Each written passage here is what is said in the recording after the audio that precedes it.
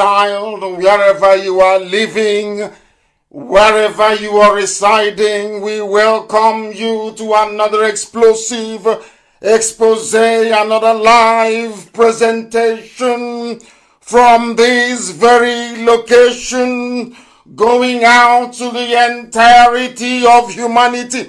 We welcome each and every one of you, regardless of where you are, regardless of what you are doing. I expect you not only to abandon, but to jettison everything and participate in this very live and hopefully uninterrupted presentation this very evening.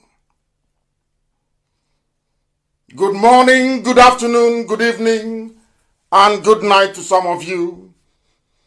This is the only radio station emanating, run, owned, operated by Africans, listened to across the entire 24 time zones on this very planet we call Earth. And as I welcome you, I will not hesitate to encourage you to welcome those who are around you. I will not, of course, hesitate to ask you to notify those who ought to be notified.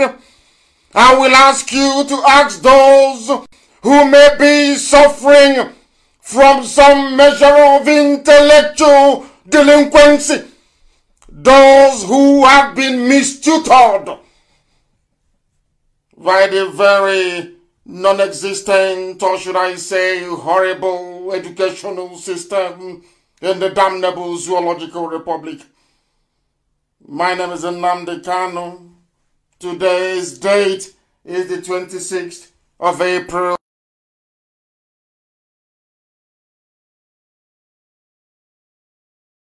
In the year of our Most High Elohim 2020. The time now is 6 minutes past 7 p.m. in the land of Biafra. That is how you know we are live. That is how you know we are direct. That is how we know that we are bringing you this very gospel ordained from heaven. This very gospel that will lead us into life. This very gospel that authenticates the love of God, the love of Elohim, El Shaddai Adonai, upon those that he have chosen to bless abundantly, those he placed in the land of Biafra, those he sent that they may bring light in the continent of darkness. These very children of his, this very IPOB, this very Biafra, that must come in our time. It is our duty and our responsibility. It is, of course, the divine mandate that we enjoy from heaven that is propelling us forward. That is why nothing made by man, no artificial construct of anything that is living can ever derail, stop, nor slow down this very relentless march into freedom. We are unstoppable. And as we are live on air, all the criminals in Asorok, they have now taken refuge. They are running, they are panicking, they are quaking, they are frightened as the criminals that they are, because they know the whole world is listening. Today we continue our expose as long as those band of criminals remain where they are. As long as they continue to precipitate a calamity of unimaginable proportions on the hapless masses and civilians, I will be on air. The whole world will listen and we shall render them asunder. That's why we are here. I am Nnamdi Kanu. I am the leader of the indigenous people of Biafra. I am the director of Radio Biafra. I am the director of Biafra Television. And by the grace of the Most High Elohim, a servant of the wonderful people of Biafra, I welcome you once again And we must proceed very hastily this very beautiful evening, because humanity is waiting for this very gospel rapturously. We are going to take a slight detour from our normal routine. We are going to pray against this very pandemic, this very coronavirus. People are dying in large numbers in Kanu. We must also pray for them. We must pray for those who are dying in Kanu. We must pray that Chukwokika may have mercy upon them. They have families, they have brothers, they have sisters. They feel pain as well. We must pray for them. It is not their fault that they found themselves located in a damnable zoological republic. It is not their fault that they have been cursed with the band of leaders that they have. It is not their fault that there is no medication. It is not their fault that they do not have access to hospitals. It is not their fault that they are suffering and they are dying in their own ignorance. We shall attempt to educate them this very evening. We shall attempt to allow light to shine in the darkness of their confusion, or should I say in the confused state of their existence in this zoological republic. This very evening we preach the gospel of heaven. This very evening we give credence to everything that we have known. This very evening we recite and we reaffirm the promise of God in heaven upon his children, the children of light, the children of Biafra. We are going to pray wherever you are. If you are one of us, if you believe in prayers, we must pray this very evening for those who are in pain and those who are dying in Kanu and elsewhere around the world. Our Lord, our God in heaven, the giver of life, the architect of our existence, the I am that I am, the ancient of days. We come before thee. We come before thee with reverence. We come before thee with such total submission, not just to your will, O Heavenly Father, but that also that your will may be done upon the lives of those who are living. Because our hearts are heavy. It is aching this very evening. People in Kanu are dying in their large numbers, not through any fault of theirs, but due to the incompetence of people who do not know how to run a country, due to the criminal nature of those that have banded themselves together, that they may deplete and impoverish the masses. Oh, Heavenly Father, have mercy upon them.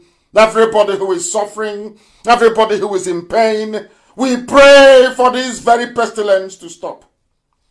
We ask you to please lift this very burden of anger of yours upon humankind. Almighty Elohim, we know that everything is in your sovereign control. We ask that you keep this new coronavirus from continuing to spread. We ask you to stop it from contaminating your land in Biafra. Give those who are in positions of authority in Biafra land, give them the common sense. Give them the ability to safely handle this very pandemic that is ravaging the whole world. Make it, oh Heavenly Father, that we may decide in our hearts and in our minds to stay at home instead of traveling or going out needlessly. We ask you also that you provide food as you provided for your children when they left Egypt. For manna fell from heaven. So we do ask you, O Heavenly Father, we know that manna will not fall from heaven, quite literally, but we know that only you is God and you will provide for those who are starving and those who are hungry. touch the hearts and the minds of those who can, those that claim that they are millionaires, those that claim that they are billionaires, that they may put their hands in their pocket and be able to feed the multitude. We ask upon the Elohim to always remind us all the time to do even the very mundane things like washing our hands properly. And whilst it may be heartbreaking, please comfort the families of those who are in Kanu who are dying today. Those who are suffering and dying due to the greed and stupidity of those who are in power. For we want them. For you gave me a message to give to them. And I said to them, don't allow the Chinese to come in. But they ignored it. They said he's a Biafran. How can he have the interest of everybody at heart? But you gave me a message and I gave it to them. They ignored it and today people are dying. They are dying because those who run this zoological republic, that very country that you did not create, that very creation of man, they did not listen. Oh, Heavenly Father, you are our refuge and our strength. You are an ever-present help in times of trouble. There is trouble now. Please have mercy upon your children. For although we will not fear, though this very earth may give way and the mountains fall into the heart of the sea, we remain unshakable in our faith, in our belief that you are Elohim. You are the beginning and the very end, and ultimately that your will be done upon our lives. We ask for those who are infected. We pray for those who are working with infected patients. We pray for doctors and we pray for nurses, not just in Biafra land, not just those who are battling in Kanu, but all over this very earth, that your peace and your mercy may be upon them, that in all that we do, every praise and every adoration will belong to your holy name in this very journey, until Biafra comes and beyond we pray. He said,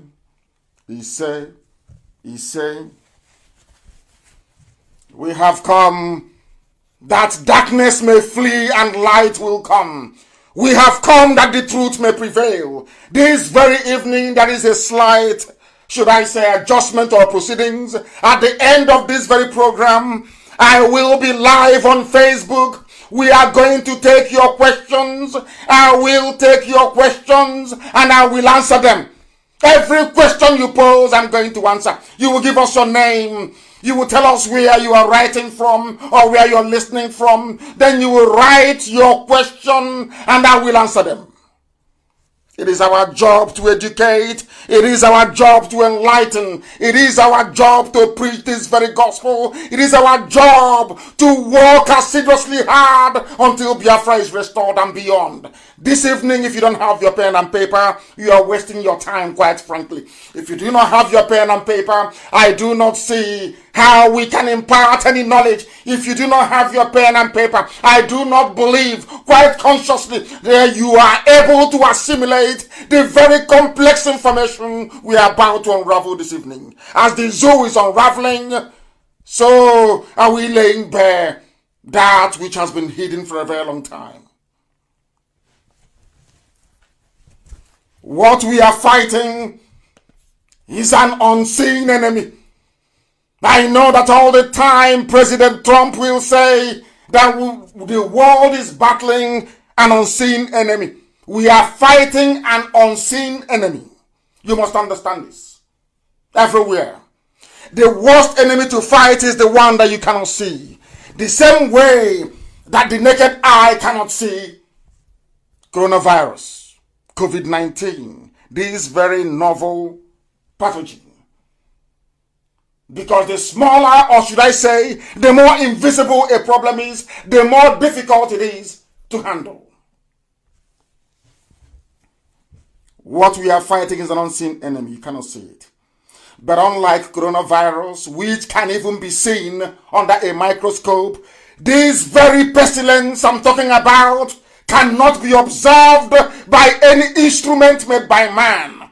You need to be in the spirit to be able to see it. You need to be wise to see it. You need to be discerning to be able to see it. You need to be informed to see it. You need to be educated to see it. You need to have self-respect to see it. You even need to have self-worth. You must have value for yourself to be able to see it. You need to possess a semblance of dignity for you to be able to see it.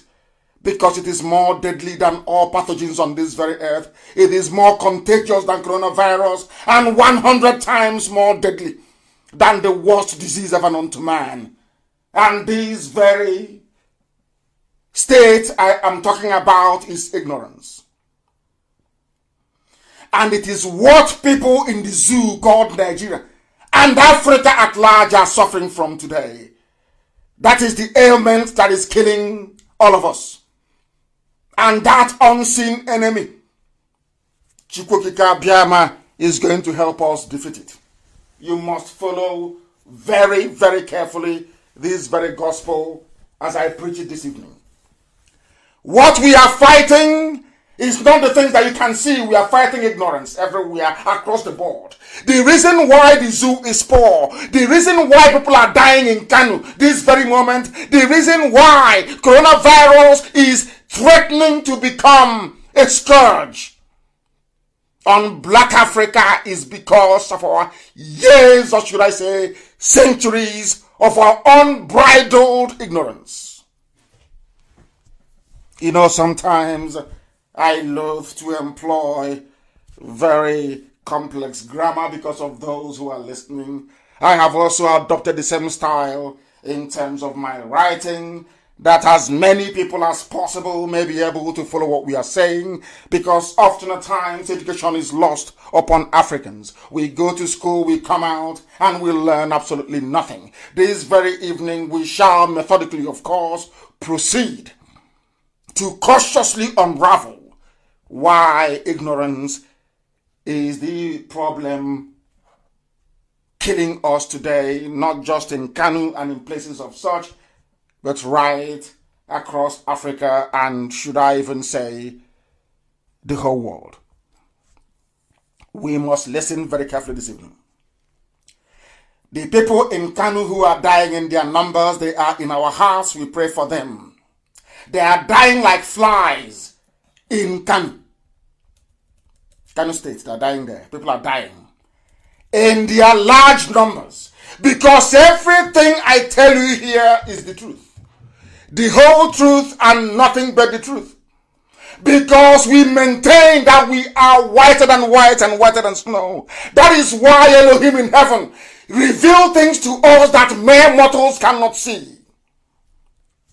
You cannot defeat ignorance without a pen and a paper. You must study. That is why if you're listening, you must have one. You cannot defeat ignorance if you have tribalistic and parochial mindset. I am not and can never be. What concerns other people does concern me. I have been able to demonstrate that on more than one occasion. You cannot defeat ignorance if you come to lectures on radio Biafra without your thinking faculties. You must be able to reason. We have come, or should I say, that Chukwukika Biama has determined that we must come. That his light may shine upon his children.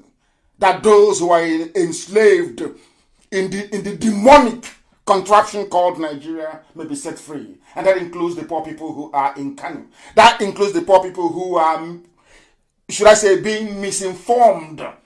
That includes all the people who are fed lies on a daily basis, courtesy of Yoruba media. Those who are being fed lies upon lies upon lies every day. That is why people are dying. They can't even report it accurately.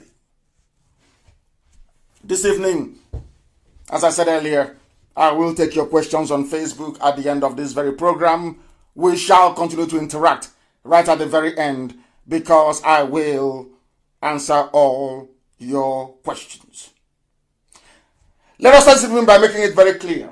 I told you before, there was a news, or should I say a rumor, going round that there was a man who had contracted COVID-19 in Anambra State. I came on air and I told you it is a lie. I came on air and I informed you that that was a lie. Some didn't believe me. Some said I was putting the lives of our people at risk, and I said to them, no. That in all we do in life, truth is paramount. You must speak the truth always. You must always. Regardless of the consequences, the truth must be spoken. That is exactly what drives me. That is what drives all of us who believe in this very. I told you that Anambra state government was lying when they said that there was a corona patient in Anambra state. They used it to justify what I will say is a draconian lockdown. They used it to impose curfews, and they have also used it to install the yet unproven 5G masts all around Anambra state. When I said it, some people did not believe me. But this evening we have a video of the man that they wrongly accused of having COVID-19. He issued a statement. And that video will be posted very shortly by Amaka so that those who want to watch it can watch it. It is in Igbo language. And I will not play it live on air. But it is there for the whole world to see. That Anambra state chose to use a very deadly pestilence like coronavirus to lie to their people. It is not just limited to Anambra. This is how it is right across the entire geopolitical contraption they call Nigeria.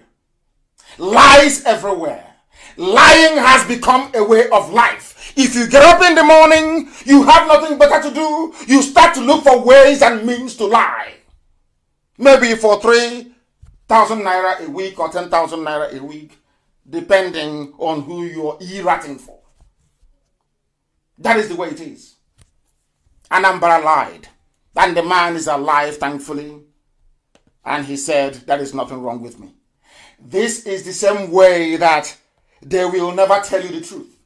They will never tell you that the reason why they are going to China.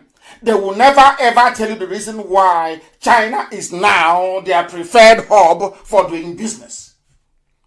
That was why I warned. I warned live on air exactly, should I say 4 weeks ago. I said here that this stupid, or should I say satanic deal with the Chinese, that people will start dying. That was what I said live on air. I also said that when that time comes, you hold Lai Mohammed responsible, you hold the Minister of Health responsible, you hold everybody, because there's nobody in Asarok. I don't know who else to call. I cannot even say Osibado because it's no longer there. I said, right now that people are dying in Kanu, the people to hold responsible are those in Asarok. Whoever is there, they should be grabbed and made to face the consequences of their duplicity, their treachery, their conspiracy to commit mass murder. What they have done is to commit mass murder. People were running away. People are still running away from Chinese-made products. I warned live on air. I said people are going to die. This thing that you have now allowed the Chinese to come in, people will die as a consequence of your stupidity, a consequence of your greed. But because Abba Kyari was dead, they needed to protect Aso Rock by all means. They know they cannot go to Trump to do that. They know that Boris Johnson is a very clean man. He is the UK Prime Minister, yes. UK have done us bad or wrong in the past, yes. But Boris Johnson is a nice human being. He's a good man. They cannot go to him. They decided to go all the way to China. Not that China may come to treat your coronavirus, that China may secure a crumbling, oh my God, incredibly corrupt regime without legitimacy, where a chief of staff is actually a de facto president, where as I'm talking to you right now, preaching and the world is listening, there is no president in Nigeria, there is no vice president in Nigeria, none, absolutely none. As As I'm broadcasting live, I have told you my name.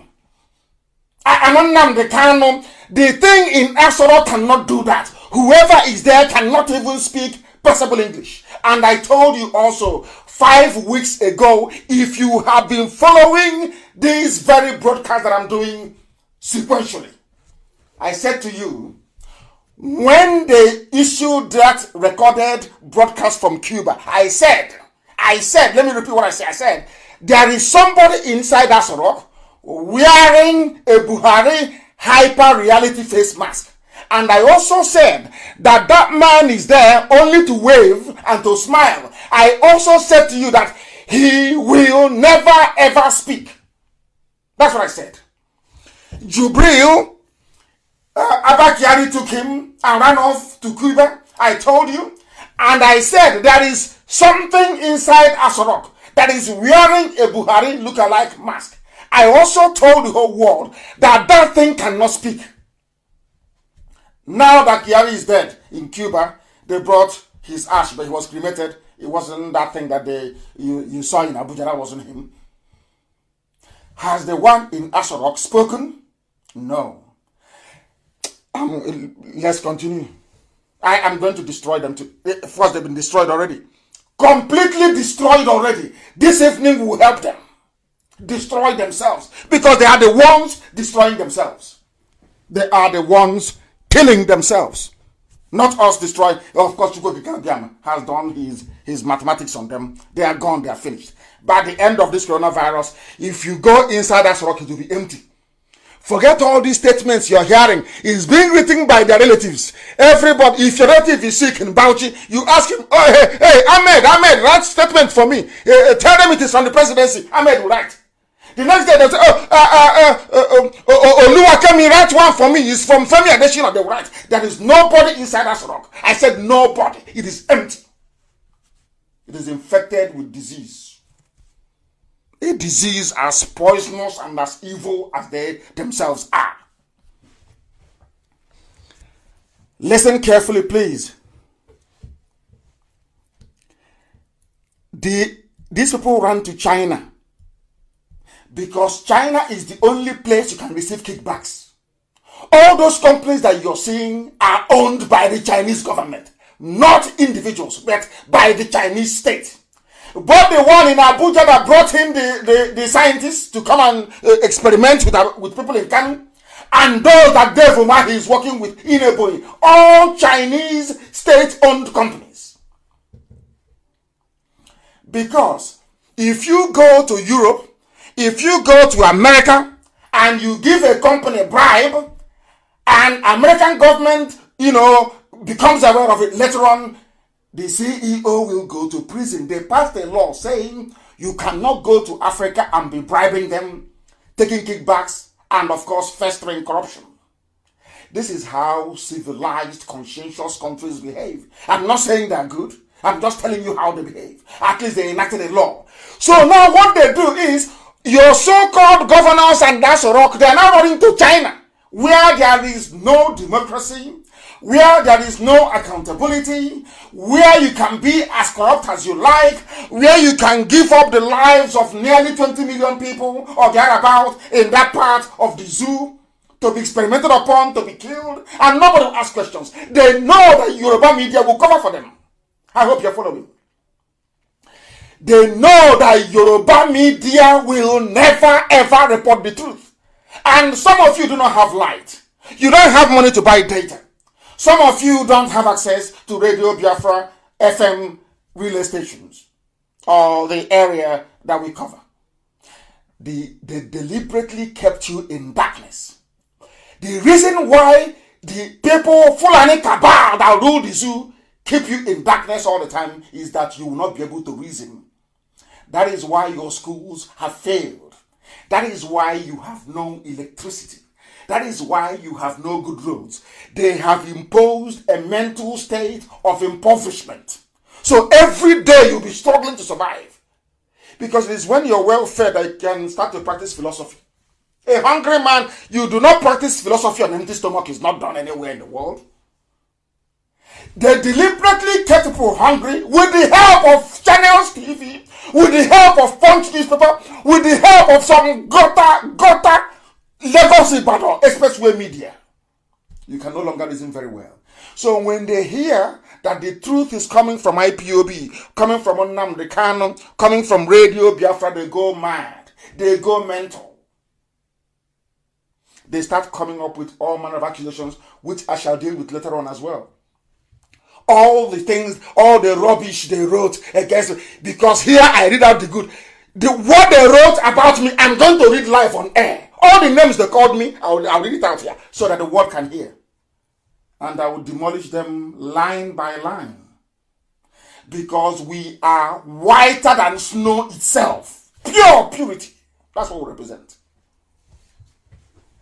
When I push you, I'll show you where to land. Everything I say is verifiable.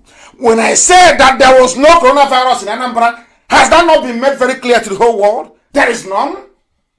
When I told you that the Chinese will come and kill you, how many days ago did I say it? Are people now telling me that they didn't hear what I said? I said they will come. They will experiment with you. You will die. I also told Nigerians, I said, those that have brain, mark the number of mortality you have now and count it when the Chinese come. You will see the difference. What has happened now? How many days ago did I say this? How many days ago I'm asking you? But because from Nnamdi Kanu, he wants to divide Nigeria. Because of that, don't listen to him. And because you did not listen to me, now people are dying. They don't normally go to school in the north, so that the few that they have that went to school, they're dying in Kanu. Professors are dying now, yes, of course. You should see the list. They're now dying. They kept. I don't know why they love covering evil. They have covered it so much that the death is so much that they can no longer cover it. And like Muhammad, come on, there is a vaccine going around. If you see it in Kanu, don't patronize them. What utter rubbish! Minister of Information. These are the idiots you have in power. And as I warned you before, that ignorance has a very heavy price. It's a very expensive. To be ignorant is a very expensive business. Now, who are those paying for their stupidity and their ignorance and their mistakes? The innocent people in Kanu State, they are dying. And you know the zoo, if they say that 800 people died in 2 days, that means it's nearly 8,000. Because if you know anybody in Kanu, and I also told those who are in the north, don't come back to Biafra land. Has it not happened? That thing I said, has it not come to pass? Has it not happened? I'm asking you. I told you they shouldn't come home because the Chinese are experimenting with them. Has it not happened now? Who are the ones dying? The same people that I told you last week. If you allow the Chinese to come in, you will die. If you're so stupid as to allow the Chinese to come into your community, bye-bye, you people are gone. Look at Kanu. That was one they did, they made Honorable Al-Majri from China. I'll come to that later on. Now listen very carefully. Nigeria has no government. Those who are in charge now are the governors. I'm going to prove that later. They recruited Boko Haram into the army to serve a purpose, to serve an Islamic, a Janjaweed agenda. They've been telling you all these days, preparing your mind. Oh, Shakao, whatever. He might repent. He's planning to surrender. And that is what the Yoruba gutter media have been reporting. I call them gutter media. Gutter, drainage than them. They have no soul and no conscience. No soul and no conscience. I don't know if they are bitter. I don't know if they are bitter because they lost a lot into the Fulani Caliphate. Because of that, they want everybody to be Fulanized by the Fulani. I don't know if that is the reason. I don't know why. Do you know what they're planning to do? They are negotiating. They'll be wondering how we get our intel, but of course they know it's spot on. The Buratai, he has now fled to Niger Republic. That's why he is. That's why you cannot see him on video. You can never see him on video. Never again. You can't see him. He asked the Army High Command in Nigeria to offer Shekau everything and give Shekau the caliphate he's looking for with the headquarters in Maiduguri. Listen carefully to this. And then join with the Nigerian army so two of them can march down to the south. That's the deal they are now negotiating with Shekau. This the day will happen. I will tell you. I told you so. So, in order to condition the mind of their Nigerians, instead of telling, we are getting feelers. Shekau is about to surrender. Does that sound real to you? They are making it possible for you. They are using Channels TV. They are using Punch newspaper. They are using all this gutter compromised media to massage your anger, soothe them away. So that when they tell you now that Shekau has a caliphate of his own in the northeast, nobody will complain. That's what they're doing. It's called kite flying, to test you to see how you receive the information, how you receive the message. That's what they're doing. And they say he's about to surrender. They have nowhere to hide. The zoo, nowhere to hide. I have all the information. Everything inside Aso Rock. They have taken Osibanjo away, thinking that I get my information from him. They are insane. I have all the information, everything at the palm of my hands. Anything they do, any meeting they hold, any deliberation they have, anywhere they discuss it, we have it. It's sometimes that we choose not to disclose some of them. Listen very carefully this evening to what we are preaching. They want Boko Haram to join them in the invasion of the South. And when they come to the South, Yoruba will not be spared. What I'm saying this evening is that Yoruba, there are good, decent Yoruba people. Decent, good people. Honorable men and women in Yoruba land. If you don't hold your journalists, if you don't hold them, if you don't ask your journalists, I am asking for Ayo Adebanjo this evening to ask Yoruba journalists to try to be as objective as possible, because Yoruba land will also be conquered in what is about to happen. As I'm saying it now, as I'll tell you, look at the time, please. Time is to 8, isn't it? Almost, should we say, 19 to 8, or thereabout. Write it down on a piece of paper. So when it happens, I will tell you. Remember, as I'm telling you now about Anambra and also about the Chinese. You know, when I say these things, it doesn't sound proper, it doesn't sound real until it happens.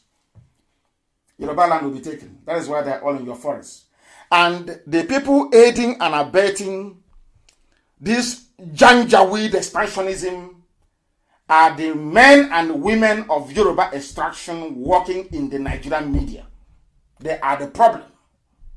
They are I've been sounding this warning. They are the problem. There is no need presenting a news without writing a features article on it. Telling us that your villages have been taken over, that people are dying, is not. Somebody who is sensible and reasonable ought to be able to sit down and analyze it. And analyze it properly. Somebody has to. Are they doing that? Have you ever tuned into that useless channels and be able to see them analyze something critically? That was a drama. Rubbish. That is why we must continue to keep exposing them. 600 children are dead in less than 3 days in Kanu. In less than 3 days. In less than 3 days. And some people are being paid to prop up this non-existent failed administration that they are running in the name of Buhari, when Buhari is long dead and buried in Saudi Arabia. They know that very well, and they are running. And it is so bad. The lies, they have become so emboldened by their own lies that they come out openly to perpetrate falsehood and deception. I will get to the burial of the one that said is Abba Kyari. Abba Kyari was not buried in Abuja. Where they took his ash to, only heaven knows. But that is the man that they claim people are sending condolence messages from all over the world. I don't know who they shot. I don't know if it's Osubajo that they buried in Abuja, and I have no idea. A grave that cannot take a fetus out of the stomach. It cannot. That's what they dug for a man that is big. And as they were unloading the casket or whatever they used to bring him, you can see blood stains. Look at the way they threw the corpse on the ground. Look at the deception. Because over the years, they've been lying and lying and lying and lying. They now see all of you as stupid people. They can do anything and get away with it. I'm telling you. They can bring Mame water and put Mame water in Asarok and say this is Buhari. You all will agree. Oh yeah, he's Baba, he's Boo Boo. You will agree. Because they have useless you. They have useless you to the point whereby you can no longer reason. The only place where you can reason is on this very platform. No other one. No other one will tell you the truth and damn the consequences. Only here on Radio Biafra. In the midst of this, nobody is telling everybody, nobody is explaining it, that there is no more money. Listen, people don't understand. They keep saying it's Jonathan lost his election. I keep saying, how can people be this stupid? I don't know. I keep asking them, when Buhari was there in 1983, his first coming as a dictator, he ruined the economy within a space of 6 weeks. This man knows nothing. This man is fake. All he does is the same mantra that they used, what Mandan Fodio used. We are fighting corruption. We need to fight corruption. The same rubbish. And as I said before, Hausa peasants fell for it. The same thing now that they are doing was what Afonja did in Ilorin. The same thing now that Yoruba media are doing. Anytime that this very Janjaweed movement of Fulani, anytime they are moving to conquer a place, they first of all go in there and select a few people like Opus or them. They place them in key places. So when they come, their conquest is easy. That is what Yoruba, write it, I'm warning you.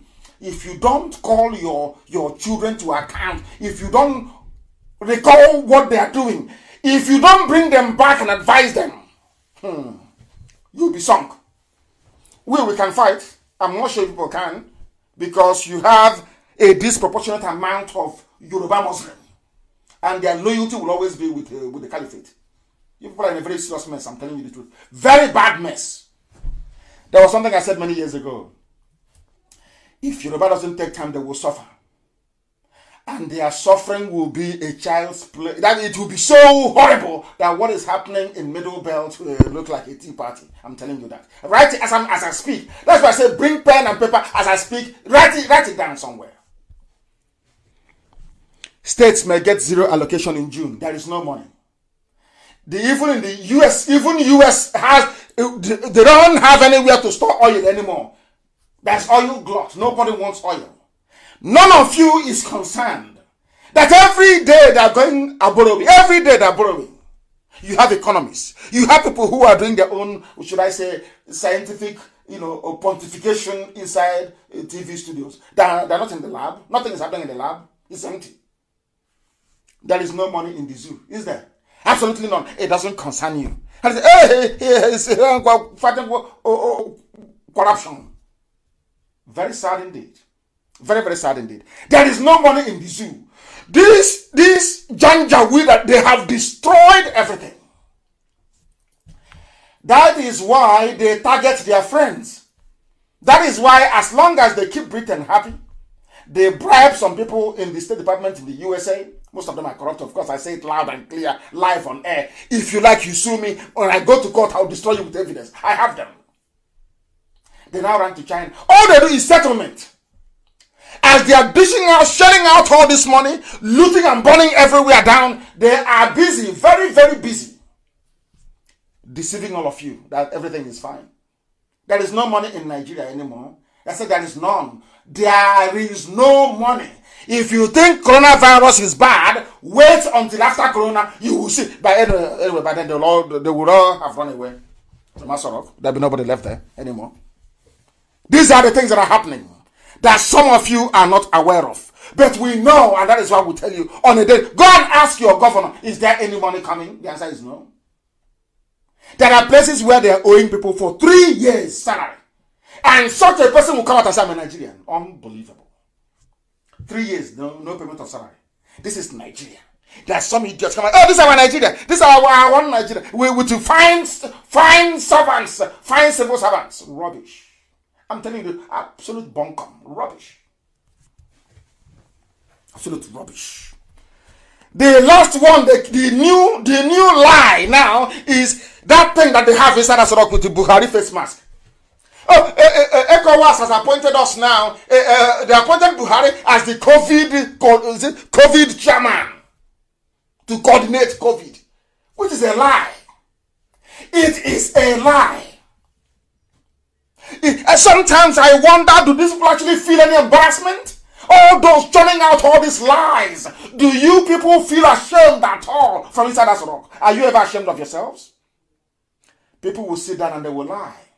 They don't know we are living in a digital age. Now, write it down on your piece of paper. If you don't have pen and paper, call your child, your son, your cousin, your sister, your aunt. Let them get you a piece of paper and a pen. Write down this very question. This is how you know something. Because I have said this thing before. When you want to know who is lying, when people go to court, they are asked to present their statements or whatever thing that they have to say, either in furtherance of their claim or in defense of an outstanding allegation. And do you know how the judge or the jury, I prefer the jury, do you know how the jury will know who is lying? It is called cross-examination. Because I wasn't there when it happened, but from the things that, came out of your mouth, I will cross-examine you. It means asking you questions based on your claim. Let me see if you answer it. In those days when we go out, to go and party illegally from school, and the principal will catch you or somebody, if you got to close your hair, will know. Or they'll say, oh, where have you been? And they'll call your parents. Your parents will come. They went there. They don't know if you went to party illegally or not. They will now ask you questions. Okay, who was in the dormitory at 10 p.m.? When was the lights out? What did you have for dinner in school? What happened? If you can't answer that, they'll know you're lying. That's how this life works. But some people, I don't know, they have been so deluded, so messed up that they don't know what a lie is anymore. Therefore, take your pen down. They claim that Buhari was appointed the COVID chairman at ECOWAS. In other words, ECOWAS is 15 states. So we now believe that 15 people sat around the table and said, yes, we agree that Buhari of Nigeria should be our champion. Is that correct? Now, ask Asorok to release the video clip where they agreed that anybody called Buhari should be the champion of COVID in ECOWAS. Simple question. Show us the video. Because somebody must say something and another person will second it, isn't it? Somebody will second it. Is that not correct? Is that not correct? Because you just can't come and say, after the meeting, you say, ECOWAS said Buhari should be the new COVID champion. Somebody must have said something. Somebody must have pronounced his name to say, we are now proposing that the president of Nigeria should coordinate this. Ask them to issue the video. There is none. Maybe now they start working on it. They forge everything. Maybe from now. Now, ask them again. Ask whoever issued all those useless Photoshop pictures. Ask them again. If Buhari was at the meeting, how come Ghana and every other country have released their own video of that meeting? How come you have not released your own? Where is yours? A very simple question. Very simple. Where is the video clip of Buhari accepting to be the chair? Because if you nominate somebody, they must accept it, isn't it? So where is the video clip of Buhari accepting and saying, okay, I will be the chairman of, or I will coordinate ECOWAS response? There is none. That's how you know they're lying. Forget all these things that the Irats are doing. They're paying, times are very hard. They're paying them money, paying them 10K every week, 3K every week. They will say anything. These are black people. It was a black person that traveled to China to go bring the Chinese to be killing people in Kanu. It is a Nigerian that dreamt up this scheme to go to China to bring the Chinese to come back to Nigeria to be killing innocent people. When the people have brains so they can use them. Other countries are saying no to Chinese products, no to face masks. They are sending fake kits all over the world. People are saying no. You read all these things, and somebody who is so clever, perhaps a PhD holder in heaven knows what, wrote a memo and said the best thing for us to do is to bring the Chinese in. And I came on air and I warned you. You didn't listen. Today people are dying left, right, and center. It is to be lying. Buhari appointed ECOWAS coordinator. What coordinator? I saw. They don't know that I have access to ECOWAS. I have seen the final communique. I've seen it. Where this same Asorok, they say they don't have money. They are going to UN to borrow money. They are going to World Bank to borrow. They are going to Africa Development Bank, ADB. They are going to IMF to borrow money. What are they doing with it? Bribing their fellow heads of government to insert something. Oh, please, can you say that he's the coordinator? The word coordinator was not used. It was highlighted in bold. Champion. Somebody that they can learn from. Because COVID-19, this very virus, is a nation-by-nation containment plan. There is no wider regional strategy anywhere in the world. The EU has broken down as a result of it. The NAFTA in America, everybody, you on your own, country by country. This nonsense is a regional strategic rubbish. It's a lie. Complete lie. Because they know you won't know. They sent out the news so that their ears will be able to say, hey, can't you see? Oh, Buhari is appointed champion. Champion of what? Does it mean, okay, does it mean he's not going to address the people once in a while? The answer is no. Because the one inside that sorrow cannot speak. The one in Cuba is trapped in Cuba. Are you listening to me? That man, ask yourself this question. If you people can record a program and claim that this man is Buhari, why can't you speak from inside Asorok then? Why can't you talk from inside your office in Asorok? As the Ghanaian president, every other president did. Have you noticed it? Every other president sat in their office during the teleconference. Ask him, where was he? That thing they put there, I told you he cannot speak. Only the person they put in Asorok cannot speak.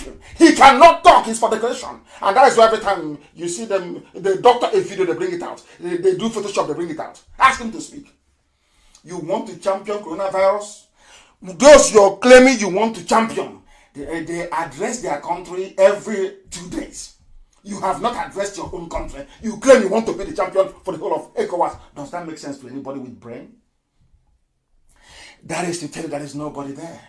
There is nobody there and they couldn't care less. As long as they keep feeding you with lies. As long as they keep pumping lies into you every blessed day. That is all that matters. Everything else is irrelevant. If they could have hidden the mortality rate in Kanu, they would do it. Very gladly. A soulless government. That is why they are looting and burning. Looting. They steal the money. They burn it down. I have written a letter to IMF to publish tomorrow. I have written to IMF.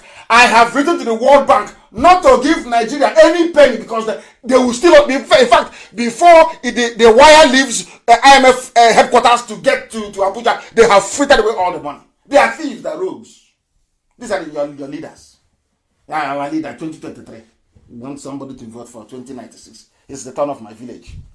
And you think you can survive it? You think you can? I feel sorry for those who are dying because the consequences of, should I say stupidity, or should I say the consequences of mediocrity is always death on a massive scale. They couldn't hide it anymore. What did the governor of Kano State say? Our situation in Kano is now terrible. Ganduje laments new case of COVID-19. Before the Chinese came, were they lamenting? Is that a very simple question? Before the Chinese came, were there lamentations in Kano? The answer is no. How come it is now that the Chinese are there that people are dying in high numbers in Kano? Another thing which can, I love questions and answer. That is why I will take questions live tonight on Facebook. I will answer live this very night on Facebook. Ask yourself this question. Now, as at now, Nigeria has the highest rate of mortality in Africa in only 2 days. They have surpassed everybody. That is the one that report. No, you know they are liars. That is the one that are reporting officially, not unofficial ones. No, these are the ones that are reporting officially. Now ask yourself, What does Nigeria have in common with other African countries where there is no exponential, growth in mortality rate? Is because all the other countries didn't go to bring Chinese people in. That's the difference between the Nigeria and other places. The zoo went outside and brought Chinese in. They are dying. Other people did not bring anybody in from outside and they are surviving. Just you do the maths. Is it not common sense? Is it not common sense? I'm asking you. The people who were killing blacks in their land, Chinese were torturing and killing black people. You went to that same place, you brought them in. The same trick you played with Britain. These Fulani house niggers, they will betray the whole of Africa in order to be in prison, in order to remain in Asorok. They will do anything, including selling their dignity. And they have no dignity, they have no class, they have no conscience. That's why they went to China. The same China that were abusing your own people. You are planning how to go and bring them back. The same China you went to go and bring them to treat you. Now you're dying in Kanu as a result of it. You think you're smart? You think you're smart? Ganduje, whatever Gandola is crying out. I'll read it for you so you can hear it. Governor Ganduje of Kano State has said the situation in Kanu was becoming terrible by the day as cases of COVID-19 pandemic continue to increase in the state. This is as the state took samples of fresh 44 persons for testing, while issue of deaths among the elderly has not been settled. People are dying left and right and center in Kanu. There'll be death there. Bill Gates knew what he was saying. It will come to Africa and there will be death. And it's happening now from Kanu. The entire depopulation agenda is happening. And who brought depopulation into Africa? The same Nigerian government, the same satanic government, and their Yoruba media supporters. The day the people will rise up, I'm telling Nigerians, the day some of you in the north will decide to rise up, as you're hunting the politicians, also hunt Yoruba media houses. They are evil. They are the ones that have over the years that they have blinded. They keep blinding you. Once these criminals are thieving and stealing, Yoruba media will be covering for them. All those people who are angry in Kanu, if you want to direct your anger, when you finish with the politicians, look for Yoruba media. Any channels correspondent. Evil people. Supporting evil.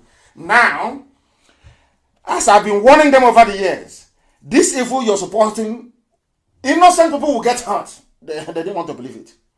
And now what is happening? Are innocent people not hurting in Kanu? Are they not dying? As you're looking for the politicians, also look for Yoruba media practitioners. They are evil. And when I say they say, oh, he's insulting us, I am not insulting you. I am telling you the truth. What do you mean by insult? What stupid is? I'm telling you the truth. You're saying it's an insult. What's an insult?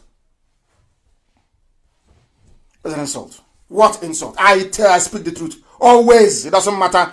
I damn the consequences. And I'll tell you the truth all the time. Pray for Kanu according to Buhari aid begs Nigerians. He's no longer Femi Adesina, I told you. He's no longer there. Where's Garabashiru? COVID-19 has taken them away of them. I'm not saying they're there though. But everybody's let us say, in isolation. Can you imagine that something as big as this is happening? They have now brought in Bashir Ahmad. He is now the face of the presidency. Because there is nobody there anymore. Maybe Aisha brought this one in. When you say to Nigerians, you people are dumb and useless, you say I'm insulting you. I'm not. God in heaven knows I'm not. I want you to open your brain because all this stupid fancy English, it doesn't work with you. It just doesn't work. Nobody can rise up and say, oh, but where is Femi Adesina? Oh, where is Garba Shehu? Who is this one? Where are you coming from? What is your job? How come we are no longer hearing from Garba Shehu? What happened to him?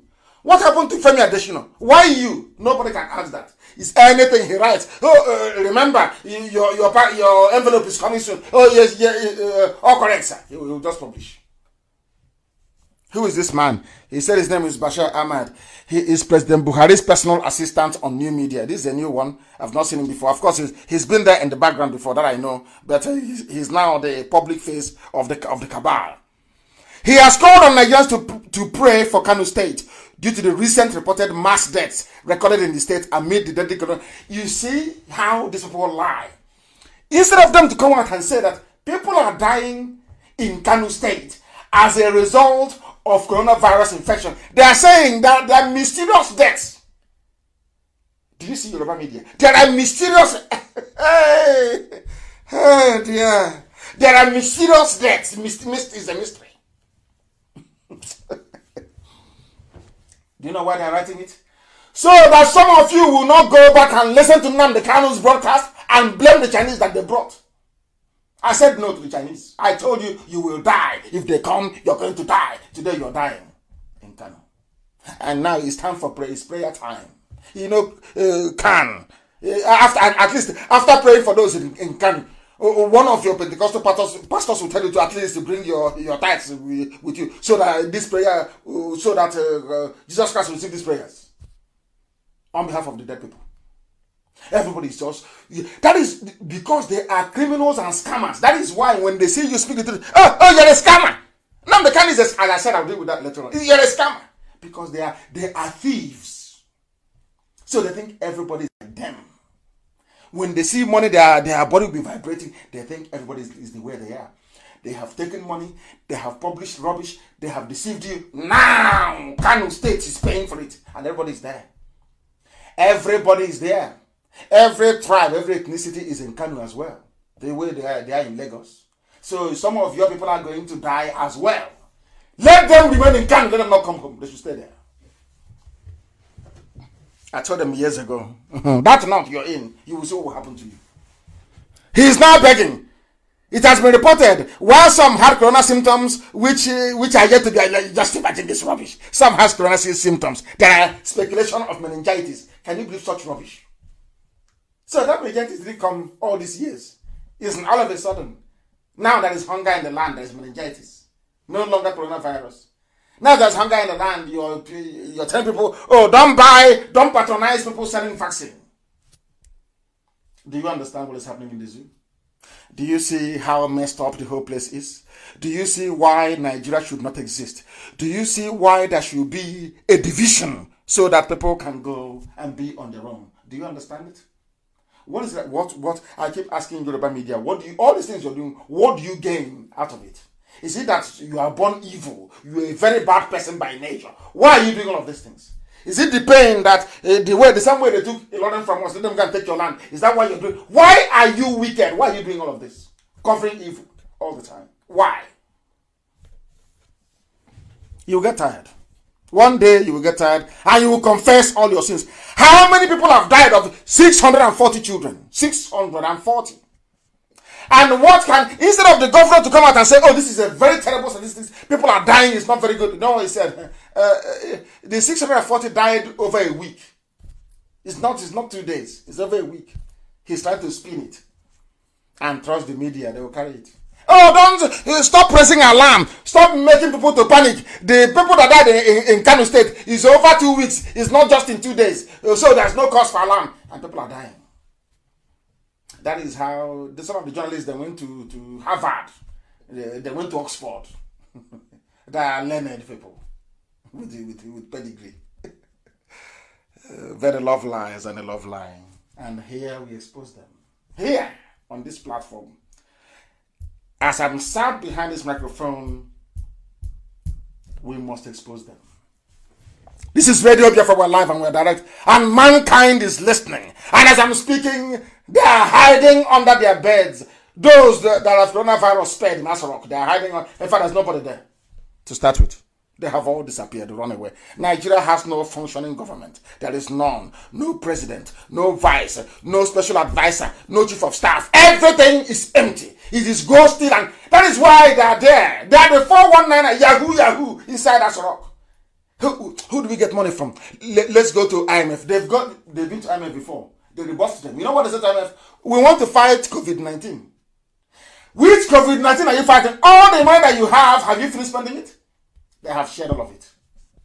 And once the money comes in, they tell you, oh, we are reviving the feeding program for Alamajiri. The same Alamajiri they drove away from Kano, they will tell you they are now reviving their feeding program. All their money will be gone. Now they start looking for, maybe they'll go to Liechtenstein to go and beg for money. There is no shame. How can a human being, a man, a grown-up man, you are moving about, you have no shame? There is no shame. None whatsoever. You keep lying and deceiving yourselves. Here we do not lie, and we can't deceive ourselves. Why will people die? I warned you that China will come and you will die. Didn't I say that to you? Has it not happened? People who don't reason, you don't listen. Because why should it be Nnamdi Kanu? Why is he not a Yoruba man? He should be a Yoruba man telling us this. Then we write about it. Just imagine. That's how terrible they are. People complained, even the Canadian government, 1 million masks we bought from China is unfit for health workers. If you wear it and go into the ICU unit, you will contract coronavirus. It's there for warning signs. China wants to spread this disease all over the whole world. When I say it, some people get angry, but it's the truth. And Canadian government said no. The Canadian government said on Friday that 1 million KN95 masks imported from China did not meet its strict standards and so could not be distributed to frontline health workers amid coronavirus pandemic. White people who are educated, white people who are advanced, they are struggling with coronavirus. Look at Kano State. I think Kano can cope. I'm asking you, do you think Ganduje can cope? Men who are learned, men that run advanced economies, they are struggling. Are you telling me that Ganduje, with his danchiki inside, looking through a microscope, what is the microscope is called? Touching the culture plate with his hands.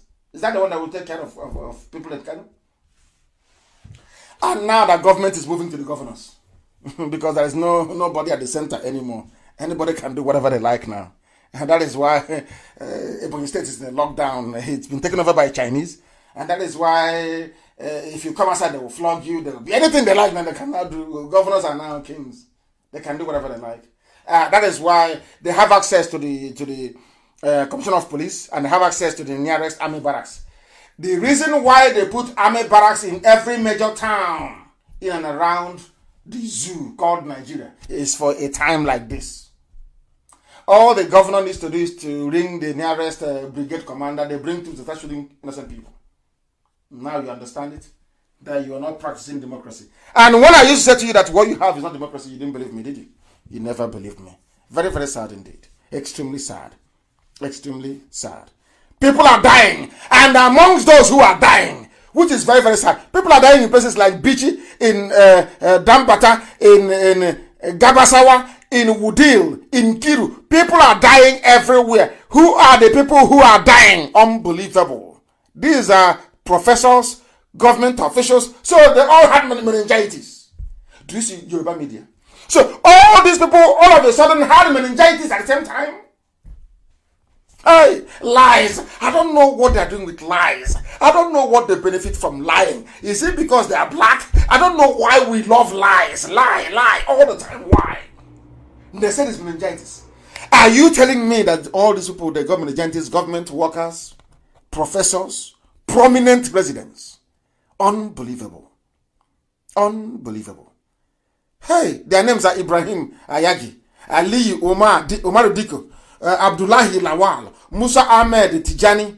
Maybe that's from Kwara State. Adamu Dal, Nasiru Maikano Bichi, Musa Umar Gwarzo, Dahiru Rabiu. All these are look at the businessmen that are dead. Salisu Lado, Nene Umar, Garba Sareki Fage, Shamsi and Mustafa, Nasiru Maikano Bichi, Rabiu Dambata, Kabiru Ibrahim Bayero, and the mother of a businessman, Ado Gwanja. People are dying from meningitis. That's Nigerian media. Because anytime you're sick, if you say you're sick, people, even doctors from far and wide can say, oh, we have a solution. We can help. Look at the zoo, Nigeria. It's like North Korea. If people are sick and you're hiding it, how can you survive? Boris Johnson was sick. He announced it himself. I am sick. Help came from everywhere. Today the man is better. What is wrong with you people? What is wrong with your brain? Why can't you reason? Every time I ask you, why can't you reason very well? Asarok is empty. Are you telling me that the old Buhari, the dictator, will be alive and his Kanu, that is his stronghold, People are dying in Kanu and he will not issue a statement. Buhari, you can accuse him of anything when he was alive. Anything at all. But the old Buhari we know will stand up and tell the government officials what to do. And some of us are still deceiving ourselves, saying, oh, the worst thing he ever did is to say that he's not Buhari. He's that thing there, Buhari. Let him come back and talk. Because you know that once you accept it, that zoo is gone. The world will say, oh, Nnamdi Kanu has been right all along. That's all they're afraid of. The problem we are having in Kanu right now, all these prominent people are dying. Because the Fulani Caliphate, they hate their fellow Africans. Write it down. They hate their fellow Africans. And I'll tell you why. You know that they are descended from a mongrel race, a mixture of Arabs and people from Senegal, centuries ago. That's how they came about. The same way they bootlicked for Britain, the same way they were begging Britain. Look at all of them. They used to tie turban on British officers' head to convince them, to mesmerize them. Today it's still Chinese. Amaka, please publish those photos of the Chinese man receiving turban in Kanu. That's how they did. The man came to kill them. The funny thing is that the Chinese man came to kill all of them. And they are busy tying turban on his head, pink turban on his head. Now what is happening? Are people not dying? Are they not dying? They run to China. They see China as the up and coming world power. Let's run to China so they can help us defeat Biafra. Let's run to China so Fulani can maintain power in Nigeria. Let's run to China so we can hold the Yorubas down. Because as I said to my Yoruba brethren, this game of trickery, you're playing game of trickery. You will suffer it. Abiola played the same game and suffered it. I would have played the same game and he suffered it. You will suffer it. It's better you repent now. Repent now. They have a white man. Not white man, yellow. People from that side are called yellow. We are black from Africa. Europe is white and they are yellow. Then Indian part is called brown. That's how the world is divided in color. This is the style of the Fulanis. And in fairness to them, the Fulanis, they know how to lobby. They know how to market themselves. They know how to fall down for any potential colonialists. And once you want to conquer Africa, come to Fulani, you have your job's almost done. The Fulani, not Fulani ordinary people. I must be able to qualify what I'm saying. The Fulani leaders, those that call themselves leaders, the Janjaweed, they are leaders. They are the ultimate house nigger and traitors against all of Africa. That is something that people need to understand. They will sell Africa out anytime, any day. They did it with the British. When in 1957, the British, Anthony Nahoro moved a motion for Nigeria to be independent, it was the Fulani that said no. That the British man, the white man, should continue to rule them until they are safe. And because of that, the British love them so much. Hey, this house pussycat, this house pet I can keep, he is very good. They saw the Yorubas and the Igbos as troublemakers. The South were troublemakers. The North were good, obedient servants. That was why they gave them everything. And then after they finished giving them everything, they said, don't worry, we'll help you secure the South as well. And the friend asked them how. They said, don't worry, divide and rule. They came down and started dividing us up. Hey, you are now South, you are now Niger Delta area. You are Cross River State. You are River State. You're not, although you're from Ebema or Haji, but you're no longer part of the Igbo family. You are now Niger Delta. And they handed over the whole document and keys to Fulani. Say, Fulani, I now give you Nigeria. Do with it as you please. And that's what they've been doing till today. Now, because Boris Johnson is a good man, I will not tolerate their rubbish anymore. They now run to China, the new up-and-coming superpower. So China can help them secure everywhere, help them to subjugate everybody. That is why there are killings, nobody's talking. Yoruba land is under siege as we speak. But nobody's talking. How can you talk? Who are you to talk? That is what they are doing. They come, they sell you out. These today they have now they have sold so many things that today they have even sold their own children to the Chinese for mass experimentation. They are being asked to oversee COVID-19 response. They sold their children. They sold their children to the Chinese for experiments. Now people are dying in Kanu. That is the idiot you make ECOWAS coordinator for COVID. Somebody cannot see. He's a ghost. Nobody can see. That creature there, nobody can see him. The one with the hole in the neck is in Cuba. They have another one there. Shame. Shame on them with their hypocritical nationalism. That is what I say it is. Hypocritical nationalism. The same hypocrisy of the North that led Tafawa Balewa to say, since 1914, the British government has been trying to make Nigeria into one country, but the Nigerian people themselves are historically different in their backgrounds, in their religious beliefs and customs, and do not show themselves any sign of willingness to unite. Nigerian unity is only a British intention for the country. Sir Abubakar Tafawa Balewa, 1948. The Fulani never believed in one Nigeria. They never did. This is the creme de la creme of Fulani elitism. This is the finest of the finest. This man is learned. In all honesty, I'm being honest with you. You see Tafawa Balewa, he was well read. A very intelligent man, lettered man. Very, very intelligent. Himself and Ahmadu Bello. Very, very intelligent. Highly intelligent people. I'm asking you, this is what they said. They never believed in one Nigeria. When you see an idiot from what's it called, Guzo, writing on Facebook, one Nigeria, because they are the ones benefiting from it. They never believed in it. These are the words of Tafawa Balewa. Go and Google it. Since 1914, the British have been struggling to. Even the Fulani said that Nigeria is not one.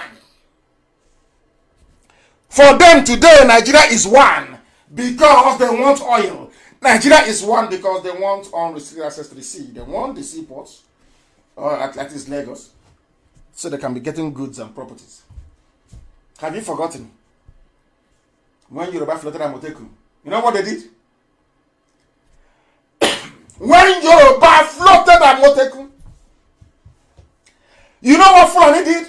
Fulani said that we are now going to open Warri Seaport, Calabar Seaport, Iguacha, they call it Port Harcourt. We're going to open Port Harcourt Seaport, and we're considering One as well. Immediately, Amoteku died. Because the Yoruba leaders then wanted to keep Lagos as the only seaport they have. So the one idiot can come on TV and say, the economy of Nigeria is in Lagos, and I'm going to under. These are the people you want me to be in one Nigeria with? People that their economic, their sense of reasoning is informed by hatred. Informed by a level of parochialism that no human being can even fathom. It's unbelievable. Amoteku, have you been hearing about Amoteku anymore? No. Why have you not been hearing about Amoteku? Because the Yorubas were threatened with seaports all around the east. Because of that, they collapsed Amoteku. It's gone. You won't hear about it again, it's gone. Forget all the media rubbish. You will never hear Amoteku again. It's over, it's gone. This is the country you want me to belong to. I think that a lot of people are drunk. They are insane. Because that is why we do what. That's why we preach the truth always. Always. The country is not supposed to be. That was what Tafawa Balewa said. There was no due consultation before joining people together. That was what the British did. We have absolutely nothing in common, Tafawa Balewa. Why should things work? Why should things work when, in actual fact, everywhere is a mess? The people never wanted it. For it wasn't Nnamdi Kanu running around doing his Pan-Africanism, his warped Pan-Africanism. That's what happened. And that is the mess we're still suffering till today, till this very day. And that is what we are seeking and working very, very hard to reverse it. They are now raising alarm. Doctors raise alarm over increasing COVID-19 cases in Kanu and in the northern states. It is over. I am telling you, it is over. Do you know why it's over? Because this virus operates where the immune system is low. What makes the immune system to be low is hunger and poverty. And all this while, they've been locking people up in their homes. I'm even shocked that people have survived up until now. Now their body is primed for COVID-19 to go in and do its work. That is why many people will die. I warned you. There are two diseases engineered, two viruses engineered in modern times. One is HIV. Another one is this very COVID-19. Because the human body is very, very resilient. The human body has been able to fight off every virus since humanity started existing. You know what these criminals did in their labs in Europe and in Asia? They went in to try to bypass that. What does HIV do? It attacks the immune system first. It attacks the immune system first so that ordinary cold can kill you. It doesn't kill you on its own. HIV doesn't kill on its own. It never does. What HIV is just like you fighting with somebody because your body's immune system is the defense you have. You're fighting against somebody. And somebody came and tied your hands and your legs. Tied your legs, tied your hands at your back, allowing your enemy to raining blows on you all the time. How can you survive it? That is what HIV does. HIV is not a disease on its own. It comes into your body. It invades your white blood cells, renders your immune system useless, that ordinary cough can kill you. The same thing that Corona is doing. The coronavirus does not actually attack the immune system. What it does, it needs an environment where the immune system is already weak. That is why some people get it, some others don't. Now you understand it, don't you? And when they ask you, tell them you heard it on Radio Biafra. We are live and we are direct. The time now is 25 minutes past 8 p.m. in the land of Biafra. Doctors are not raising alarm. This late, you're not raising alarm. Now you're raising alarm. But when Nnamdi Kanu raised the alarm, you did not take it seriously. I told you would die. Once the Chinese come in, you're going to die. And today you're perishing in your hundreds. I warned you. Next time when I tell you something, you listen. Next time when we preach this gospel from heaven, I said when I'm here, we are under divine mandate from heaven. Anything I tell you must come to pass. I warned you. Don't allow the Chinese to come in. If they come in, you will die. And now you are dying and you're perishing. All you can do is ECOWAS appointed Buhari as the coordinator. Rubbish! It's a lie. It is to cover up their incompetence in Kanu, because the press you have in Nigeria, the media, they are not robust enough. They don't ask questions. That's why they used this lie of ECOWAS coordinator to convince and to deceive people, to deflect attention away. That is why when I preach this very gospel, Nnamdi Kanu is a scam. He was homeless in London. I'll get to that later. Always seeking to deflect, divert your attention away from the truth. That's what they always do. Now people are dying inside Kanu. People are perishing in Kanu. People are dying out of their incompetence, their greed, and their wickedness. Who is going to pay? Do you know people are suffering? Families are crying. People are bereaved. Do you have every day to lose somebody? People are dying in Kanu right now. People are perishing all over the place because of the incompetence, the greed, and the wickedness of some people. Why should we listen to Nnamdi Kanu? Now you are listening, aren't you? You must listen, because all over the place they're all listening to Radio Biafra. ECOWAS did not appoint Jubril to anything. It was a charade. Where is the video of Jubril making acceptance speech? I keep asking. Where is the video clip of the nomination? Who moved the motion? Who seconded it? I'm asking. It's all to deflect attention away from Kanu. The very terrible things happening inside. People are dying in Kanu. Terrible. Oh dear me. Oh dear me.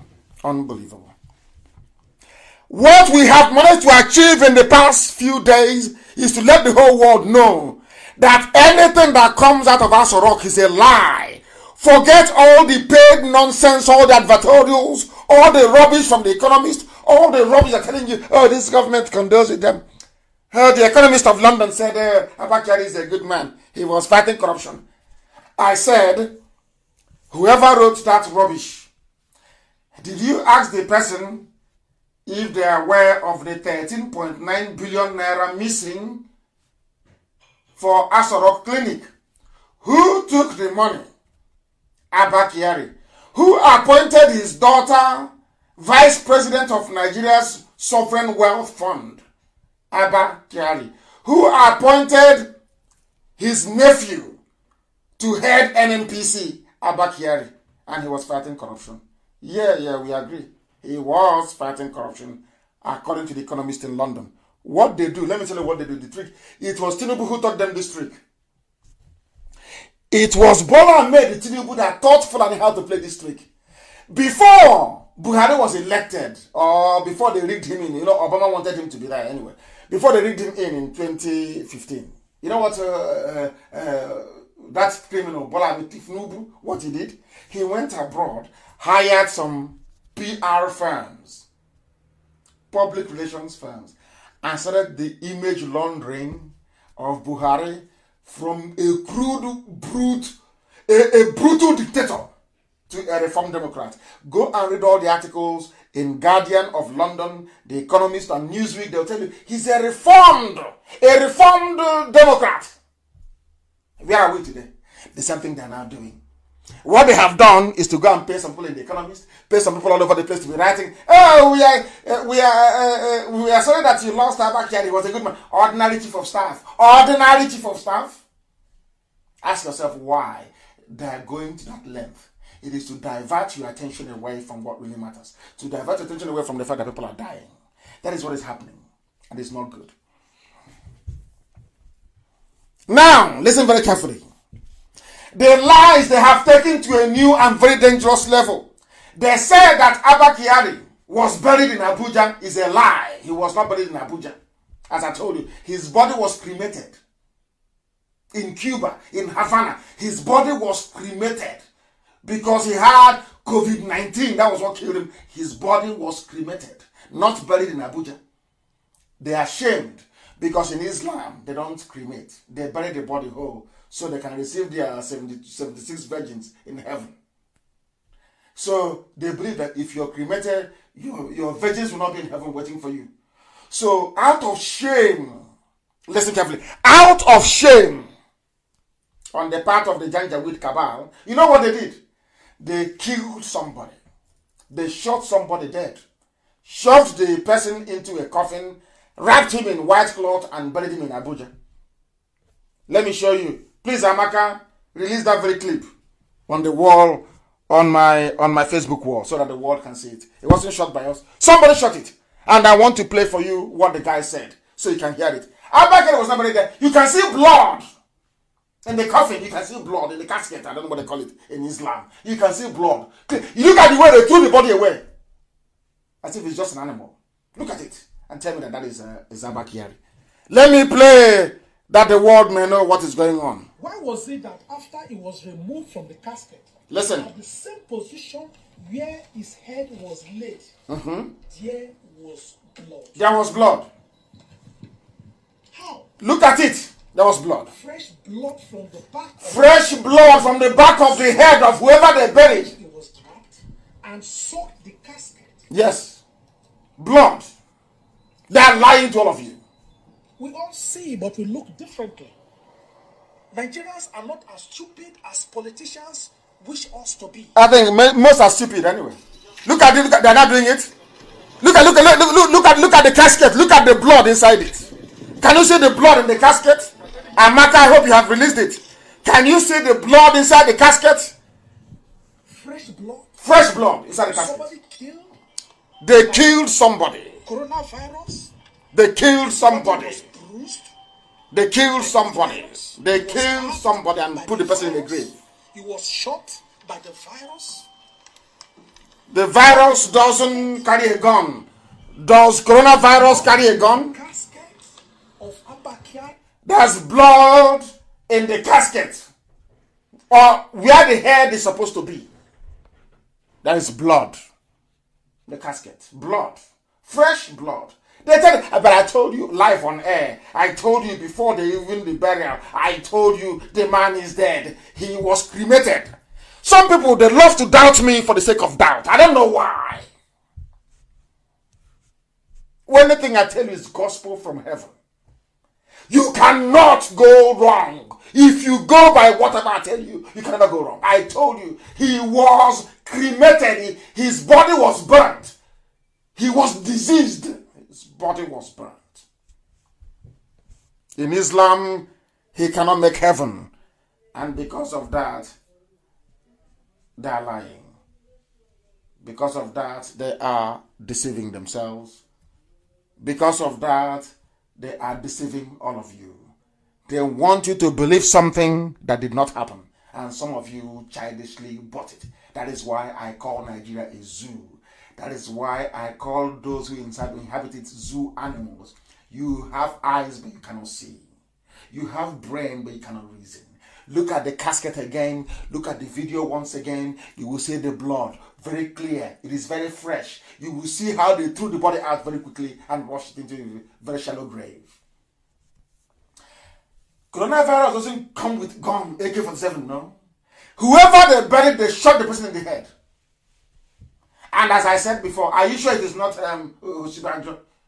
There's something called in Yoruba called Abubaku. You know that thing, when a king dies, they kill somebody to go with the king. Are you sure it's not what has happened there? Very, very sad indeed. Very, very sad indeed. Very, very sad indeed. In order to cover, anytime there is something comes out, in order to cover their lies. That was why I published a set of pictures. And please, Amaka, republish those pictures. 3 different men they have given to Aisha. 3 men. Anytime they say, oh, this one is going to play Buhari today, they give that one to Aisha. She will come out with that one. After acting their movie, they go back. The next week, they bring another one. Because it's a very tiring business to be pretending to be somebody you're not.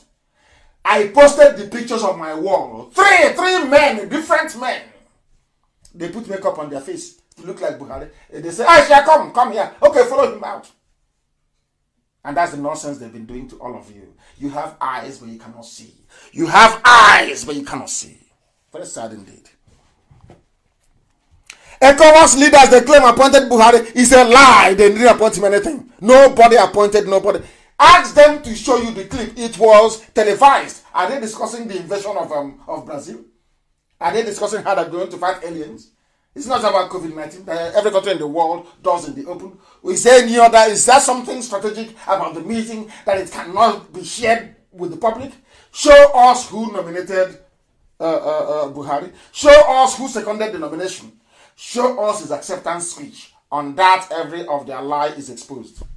Because nothing like that happened. Absolutely nothing like that happened. They are deceiving you. They are lying to you. And they are using Yoruba media to do it. I want, please, Amaka, Chinas, I want this thing to be tweeted this night into tomorrow. We are going to ask every ECOWAS head of state. The man you're looking at in the camera, did he have a hole in the neck? Because the one they've been giving to us before, on whose performance you agreed to make the coordinator for ECOWAS, that one had a hole in his neck. The one you're looking at now, does he have a hole in his neck? We are going to ask ECOWAS heads of state. Prepare the tweet. We're going to ask them. You must go and you follow us and you tweet. You just simply retweet. And it's resonating. It's resounding everywhere, all over the world. They are panicking. They are panicking. As I said, I went to ECOWAS website. And you know what they did in ECOWAS? Once they know we started hitting them left, right, and center. You know what they did? They pulled the document down. ECOWAS server can no longer be reached. Are you aware of that? That is the power of IPOB, the power of Radio Biafra, the might, the heavenly might of IPOB. We asked ECOWAS, show us the video, and inside ECOWAS right now, they pulled the link of the communique. It's no longer there. Now they know that Buhari is dead. Now they know whoever is there is an impostor. He's a fraud. They know they have been lied to. You cannot reach ECOWAS server now. Go to Google and you type in ECOWAS communique. You will see it there to come up. Type in ECOWAS communique. You will see it here. Meeting held by heads of government or 22nd of April. Click on it. It won't open. I saw it before. That was how I know they made him a champion. It was highlighted in bold, in italics. Champion, not a coordinator.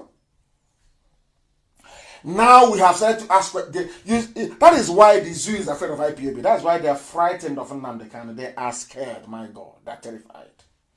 And as I told them, I said to Elohim, I'm not taking your glory, please, but allow me to gloat for a bit. God is the one destroying Nigeria, we know. Allow me to gloat a bit. When I said that I will destroy the zoo, it has been destroyed. There is nothing there. If we can compel ECOWAS to retract their statement, that means we are formidable.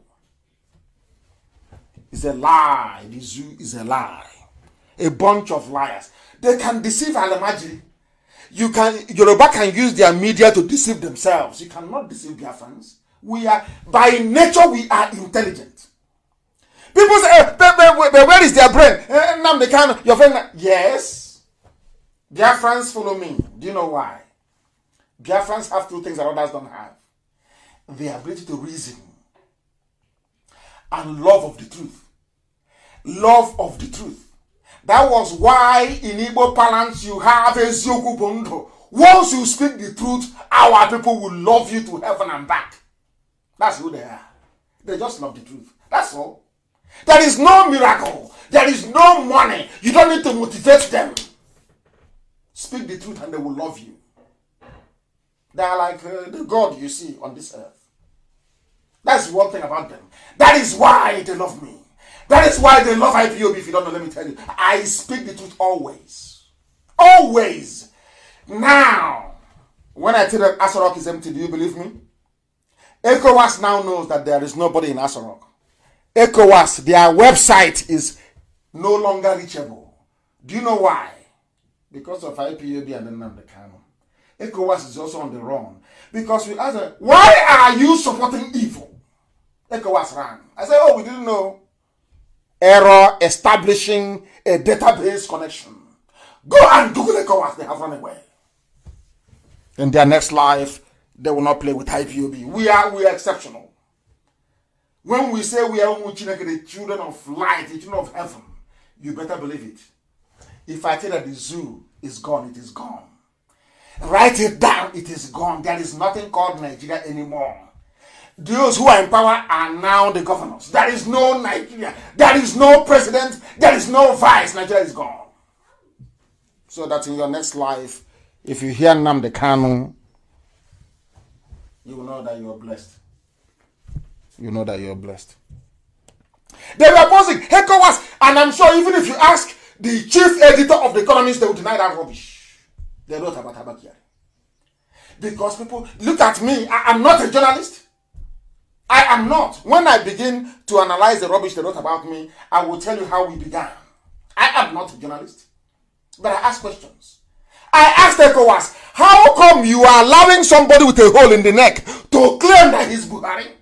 And they went to their website, they quietly took off the communique. So I now want to ask the idiots that published it, all the editors that published that nonsense. So where did you get your information from? Oh, Femi Adesina told you. You didn't verify? You didn't verify? Next time, they won't mess with us. They will not mess with us. ECOWAS is on the run. ECOWAS is on the run. Also, ECOWAS has run away. Because they're not seeing the truth. That Nigeria is a den of liars and deceitful human beings. A den of liars and deceivers. Somebody from Yoruba, a small boy from Yoruba land is sitting down inside Facebook writing algorithms. How to reduce and suppress people, number of people following me. Those who can participate in my program. Oh, this week they've allowed us to go up to maybe 15,000 before coming down again. So a human being. Tomorrow he'll say he's an intellectual. That's how they behave. I fight.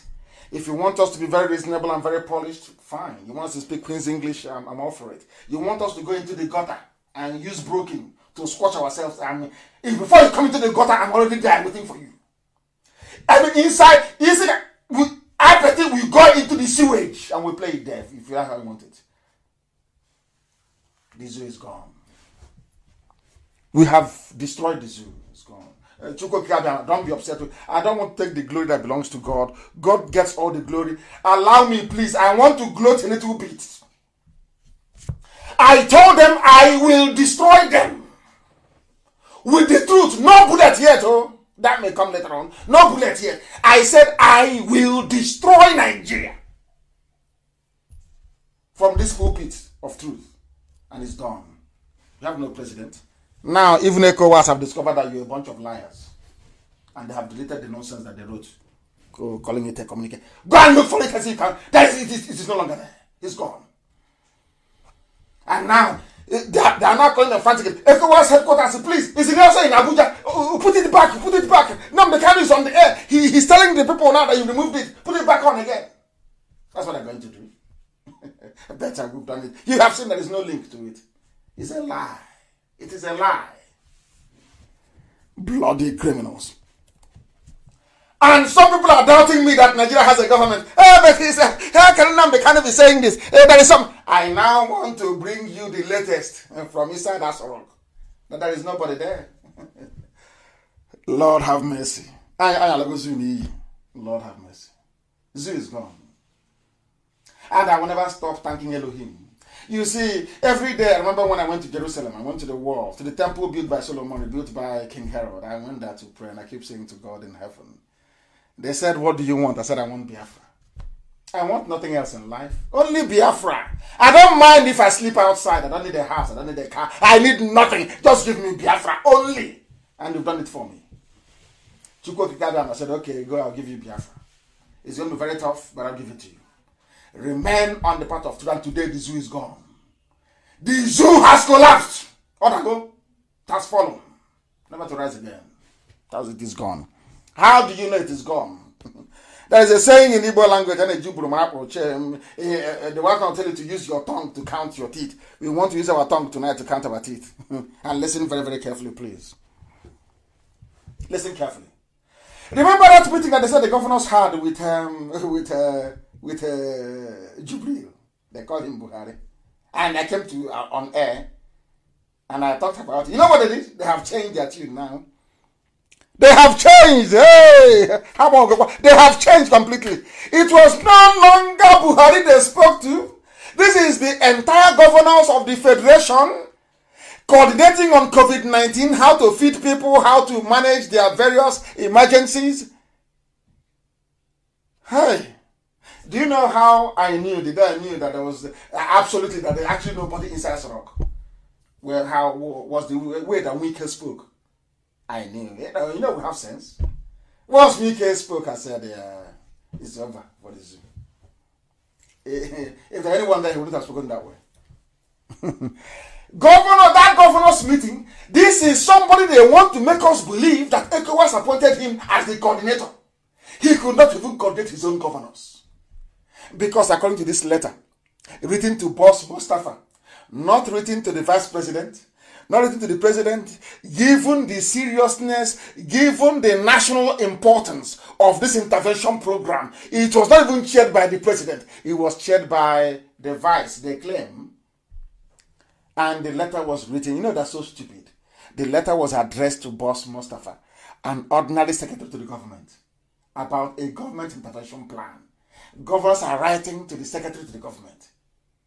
Hey! RMA! Hey! Zoo! Who did this to you people? I keep asking you, which school did you go to? Where did you study your own government? Where? Let me read the letter for you. This is the letter that confirms there's nobody in Asorok. It's just a confirmation letter. That there is nobody there.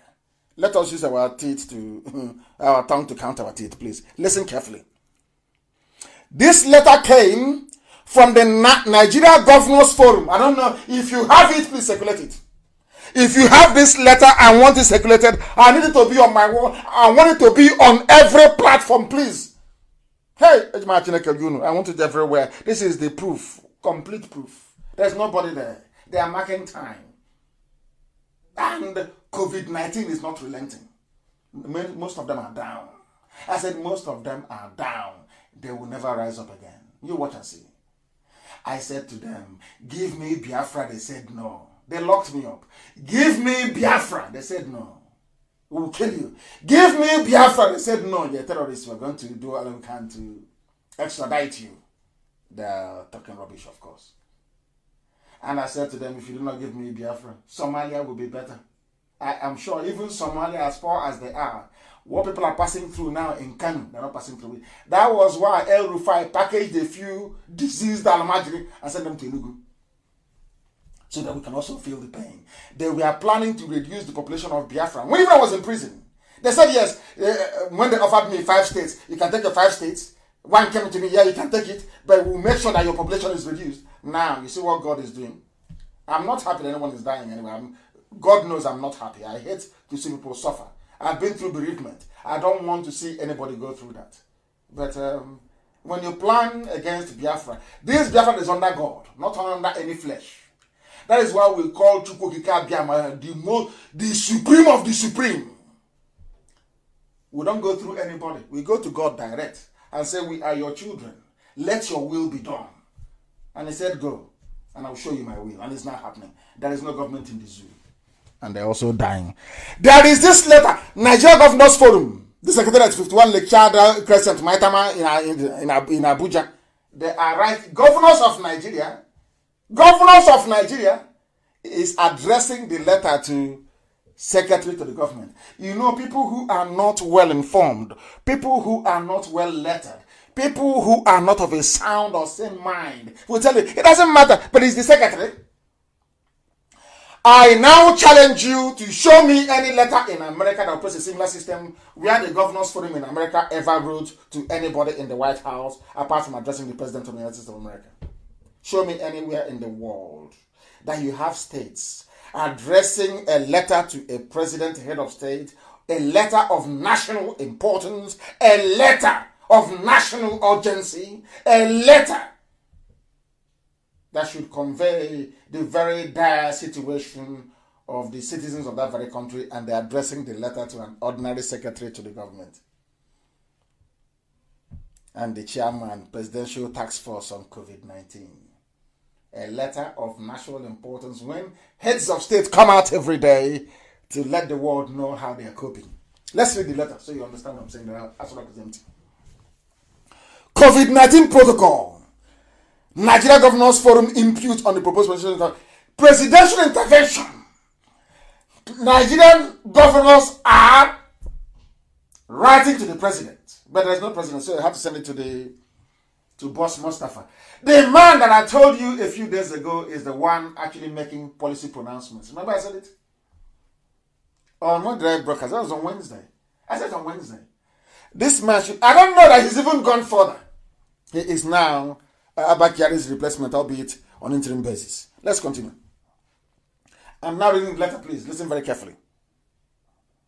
Please refer to the above subject matter and to our teleconference meeting with the Vice President on Wednesday, 22nd of April 2020, that they had a meeting with the Vice President. But initially when that meeting was going on, the governors were saying that they're having a meeting with the President. Now that they now know that ECOWAS has pulled the rug from underneath them, they have now changed. It is now Vice President. Let's accept and proceed. Recall, at that meeting, it was agreed that the Nigeria Governors Forum articulates the issues that it would want to be included in the next presidential pronouncement on COVID-19 so as to have a uniform and coordinated policy on COVID-19 at both the national and subnational levels. Subject to Mr. President's approval, oh dear Lord, writing to head of state, even anybody in the UK can write to Boris Johnson direct. They can give it to whoever. You can write number 10 Downing Street. When you're writing a letter to Her Majesty the Queen, you can just say Queen Elizabeth R, which means in her reign, and then they can give it to whoever to open and then to respond to you. I can't understand it. Governors meeting on a matter of national importance and emergency, and they're addressing the letter to a Boss Mustafa to plead with the president. Have you heard of such rubbish before? Only in the zoo. Only in the damnable zoological republic we have sunk them. Let us continue. Subject to Mr. President's approval, the governors want the following incorporated into whatever speech he's going to make. When was this letter written? Of a national... Listen, I want to speak in Igbo. Listen very carefully. You know, this very ancient language keeps coming all the time. It's the language of heaven. And I'm in the spirit. So I need to speak language of heaven. Sometimes I speak the very language of heaven. The language that the angels speak before God. This letter was written on the 24th. A letter of national emergency. Today is the 26th. As they say, a week is a long time in politics. It's been over 48 hours. There is no movement. Nobody is telling us when somebody is coming live or even recorded to address all these issues. And there are people dying in Kanu. And nobody is saying anything. 150 died. They said nothing. Now, over 800 is dead. Nobody is saying anything. Because the zoo has no government. There is nobody there. It's just now, it's like 419, Yahoo, Yahoo. Let us throw a letter now to IMF. Or send off a letter to World Bank. Let's see who will form Mugu and send us the money. But they are mistaken. Tomorrow morning, my letter will be all over the world. I have asked them not to give Nigeria any money. Because if you give money to Nigeria, they will steal it. If you give money to Nigeria, those that need it will not receive it. They will steal it and they will run away because there is no government. I'm sure now they're crying. But that's exactly what's going to happen. No, nobody there. And anybody who approves the loan from Africa Development Bank, from World Bank, or from IMF, I know that person is getting a kickback. Because there is no way, there is absolutely no way the zoo can survive this. No way. They're talking about interstate lockdown, overnight curfews, internal free movement, all the rest of it. Until now, nothing has happened. They held a meeting with the vice president. The letter was addressed to the secretary to the government. So I keep asking myself, if you don't find or have a president in a time of national emergency, when are you going to have him then? But this is the man who is coordinating, we are told, in the whole of West Africa. You cannot coordinate, you can't even chair a meeting. Because I told you, remember, the one in Asrock only wears a mask to deceive you. He cannot speak. Always have that in your mind. He cannot speak. That's what is happening. And that is why the zoo has fallen and will continue to collapse. They say that Nigeria is the giant of Africa, the most populous country in Africa, the giant of black nation. Rubbish. Let me tell you what they did not, what zoo papers did not tell you. Do you know that the world had a meeting of heads of state representing regions and countries all over the world? Now, if at all Jubril, that idiots are calling Buhari, if he was appointed as the regional coordinator, why was he not at this meeting? Please, Amaka, publish the photos and the video of that very meeting, shared by the World Health Organization chairman, or president, I don't know what they call him, Gabriels. He shared it. In that very clip, you will see presidents that are recognized in Africa. You will see the Rwandan president, Kagame.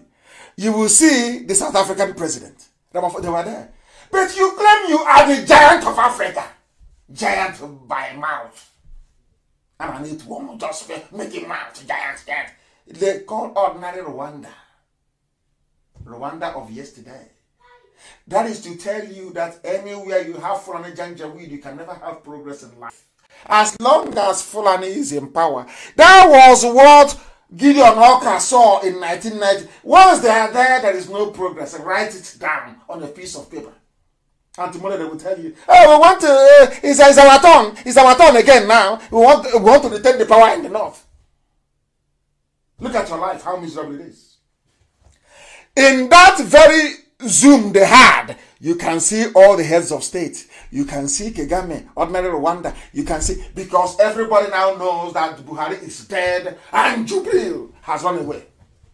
He is refusing to come back. They wanted to send him a jet to go and bring him back, and he said he's not coming. I don't know if he's going to seek asylum in Cuba. I don't know. But we are monitoring that very situation. We are monitoring it. The zoo has collapsed, gone completely. Finished. Infinito is gone. Look at world powers holding a meeting. World powers, there is no Nigeria. It's only by mouth. Most populous nation is a black power. Rubbish, you are nothing. You have exposed your stupidity. Only 4 years of Fulani government. It took them only 4 years to destroy everything. And tomorrow, an idiot from Fulani land will say, I want the president of Nigeria. And the Yoruba media will be running around trying to write for them and work for them. Because people are hungry. Very sad indeed. We must proceed very, very speedily. Very, very speedily. And then to add it again, let me pour gasoline on the fire. Because I want to prove to you, beyond every conceivable doubt, that Aso Rock is empty. I want to play for you a clip by their first lady, Aisha. And we are still using our tongue to count our teeth. Don't forget that. We are still engaging our brain. Don't forget your brain. Don't allow yourself to be distracted by what the E-rats may be saying. Use your brain. We want once again to use our tongue to count our teeth. We are going to listen to Aisha. And after listening to Aisha, you will tell me if there is a president in Nigeria or not. Listen very carefully, please. Listen. As we did not buy votes, we form a government. Yes. The government that have overthrown an incumbent. Yes. For the first time in the history of Nigeria. Yes. Listen. Afterwards, we're expecting to have a teamwork. A teamwork. We had a bit of teamwork, but it wasn't full. All the achievements that have been listed for the past 1 month, people have been singing the songs of achievements. We will have achieved that within 1 year of the administration. Are you listening? Are you people listening? This was the 4th year of the administration. She is saying that everything that they achieved within 4 years could have been achieved within the first 1 year. And you are telling me that the husband is alive. You are telling me that the husband is alive. She's saying it that there is nobody. They have hijacked Aso Rock. That is what Aisha Buhari is saying from her own mouth, her own words. And some of you still think that we are stupid. You think we are dumb. That hinders a collective teamwork that we have started. Teamwork! A woman in Africa talking about teamwork when her husband is head of state. Who is that woman? Who are you? It's not done anywhere in Africa. Maybe in Europe or elsewhere. A woman talking about teamwork. Her husband's presidency. It is teamwork. Telling Abakari when he was alive and Garibashew that chased her from her quarters in Aso Rock. And some of you are still hopelessly thinking that that rubbish there is Buhari. I weep for you. I weep for your ignorance. I weep for your stupidity. A woman in Africa, a Muslim woman, Islam, talking about teamwork. When her husband is alive, are you deranged? They will take you to the back of the house and they will slaughter you like a ram. That is why you see her with different men all the time. Because you people are blind. That is why they can bury somebody that was shot dead and dripping blood and tell you it's Abakari and you believe them. May God have mercy upon your ignorance. Some of you are so useless it's untrue. Oh, God forbid. God forbid. This is the evil that Channels TV and Punch and the rest of the Nigerian media have been hiding from you. They cover the truth from you. They make you blind. People read newspapers to be able to advance their understanding of current issues. In the zoo, you read a paper and they blind you even more. They blind you. Chineke manamabara. Zoological Republic. Even the media. Nobody is safe. Judiciary is corrupt. Media is bad. Government is evil. Pastors are criminals. Everywhere is bad. That is why they think you're like them. That is why they think Nnamdi Kanu is like them. That I serve my people for something because of money. You're insane. I will demolish you in a short while. This is the evil that the zoo have been covering. That is why they keep going back to World Bank. They go to IMF. They go to Africa. Always asking for loan. Loan after loan. Loan after loan. That is the idiot that will be in charge of ECOWAS. COVID response. Unbelievable. Unbelievable. People think we are daft. But we are not daft. And can never ever be. Not now. Not tomorrow. Not ever. And there's something I want you to distribute this evening. Go and look for it. Chinas, put it everywhere, please. Put it everywhere. There is a video. It's called Buhari Performs Lesser Hajj. Buhari performs lesser Hajj. Ever since Buhari came out of detention. This is Buhari. The dead Buhari. Are you listening? He was in Saudi Arabia performing lesser Hajj with the wife Aisha, when he was alive. And do you know the funniest thing? Surprise, surprise. The last time that any Buhari, a man, performed any Hajj, be the big one or the small one, was in the year 2016. The last time President Buhari performed any Hajj in Saudi Arabia was in 2016. From 2016 till now, there have been no Hajj performed by somebody they say is Buhari. And now he's looking younger. He's looking lighter. He's looking fitter. If Buhari can go to... If Buhari can go to Hajj when he was a rickety old man, how come now that he's a fine bobo, very young, very fresh, he can no longer go? Does that make sense to you? Buhari was a very deeply religious man. In a bad way, that is. He went to Hajj every blessed year of his life. Every blessed year. Only the 3 years he was in detention he was locked up by Bangida. Always going on Hajj. Now do you see? When was the last time Buhari performed any Hajj? 2016. When did Buhari die? January 17th, 2017. Since then, no more Hajj. Be it big Hajj or the small one.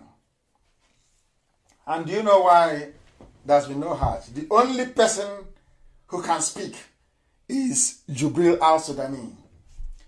But he is not a Wahhabi Muslim. Listen carefully to me. They'll be going mad right now. He is not a Wahhabi Muslim.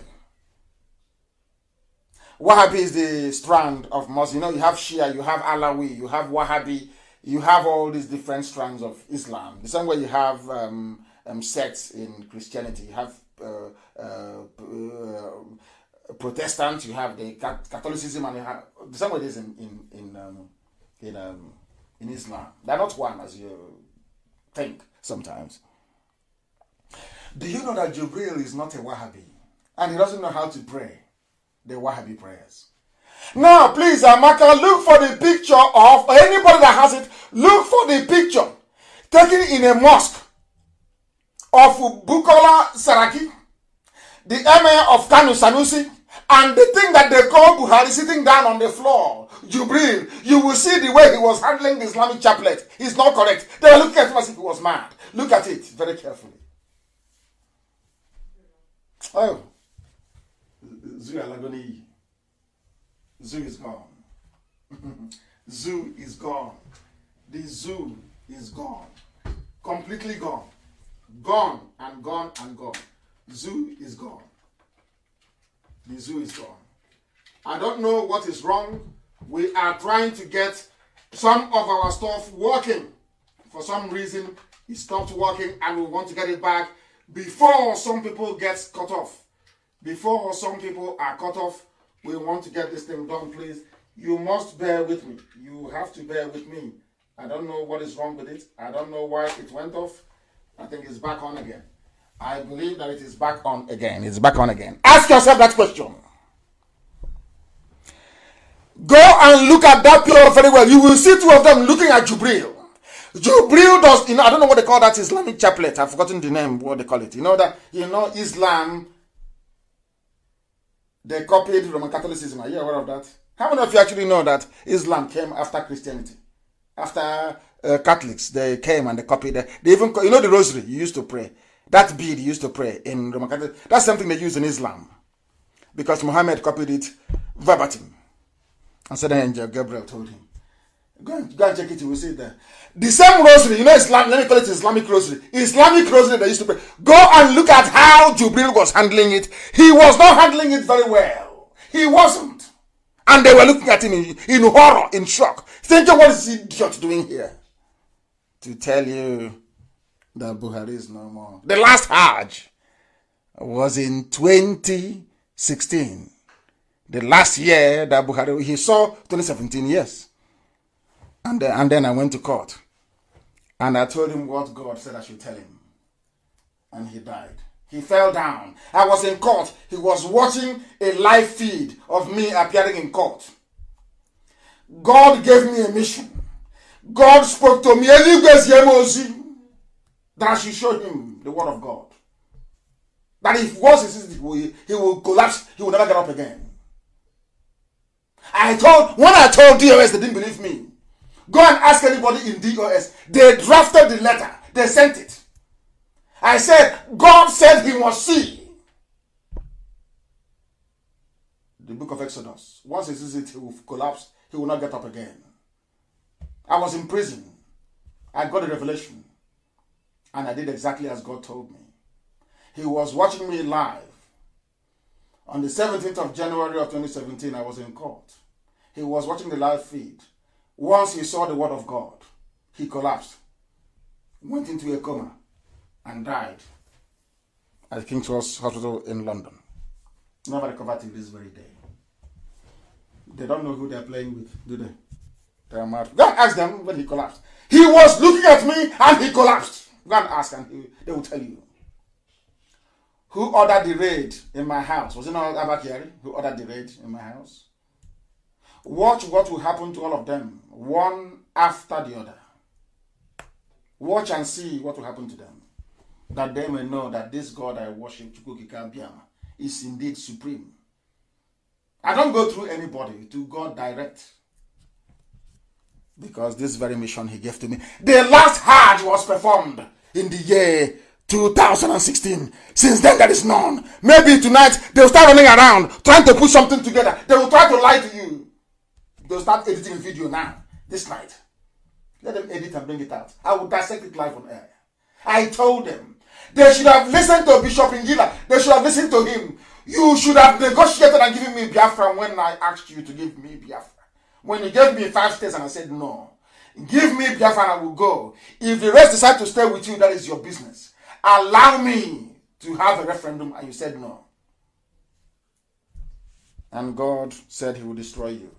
And today you are destroyed completely beyond recognition. That you may know that this God that we worship is indeed supreme. I said, Nigerians, just what I say was going to happen to you. And I'm saying to Yoruba media, channel sponge, regardless of the conspiracy, it doesn't matter what you do, regardless of how hard you want to try to cover up evil, you can never succeed. You can never succeed. This Biafra has come to stay. You can't do anything about it. Instead of Biafra not to come, believe you me, God will destroy every ethnicity in Nigeria. Everybody, every ethnic group will go down. Write it down on a piece of paper. That you may know. So that the day we raise Biafran flag, everybody will worship God. That's what he wants. Everybody will worship him. That you may know.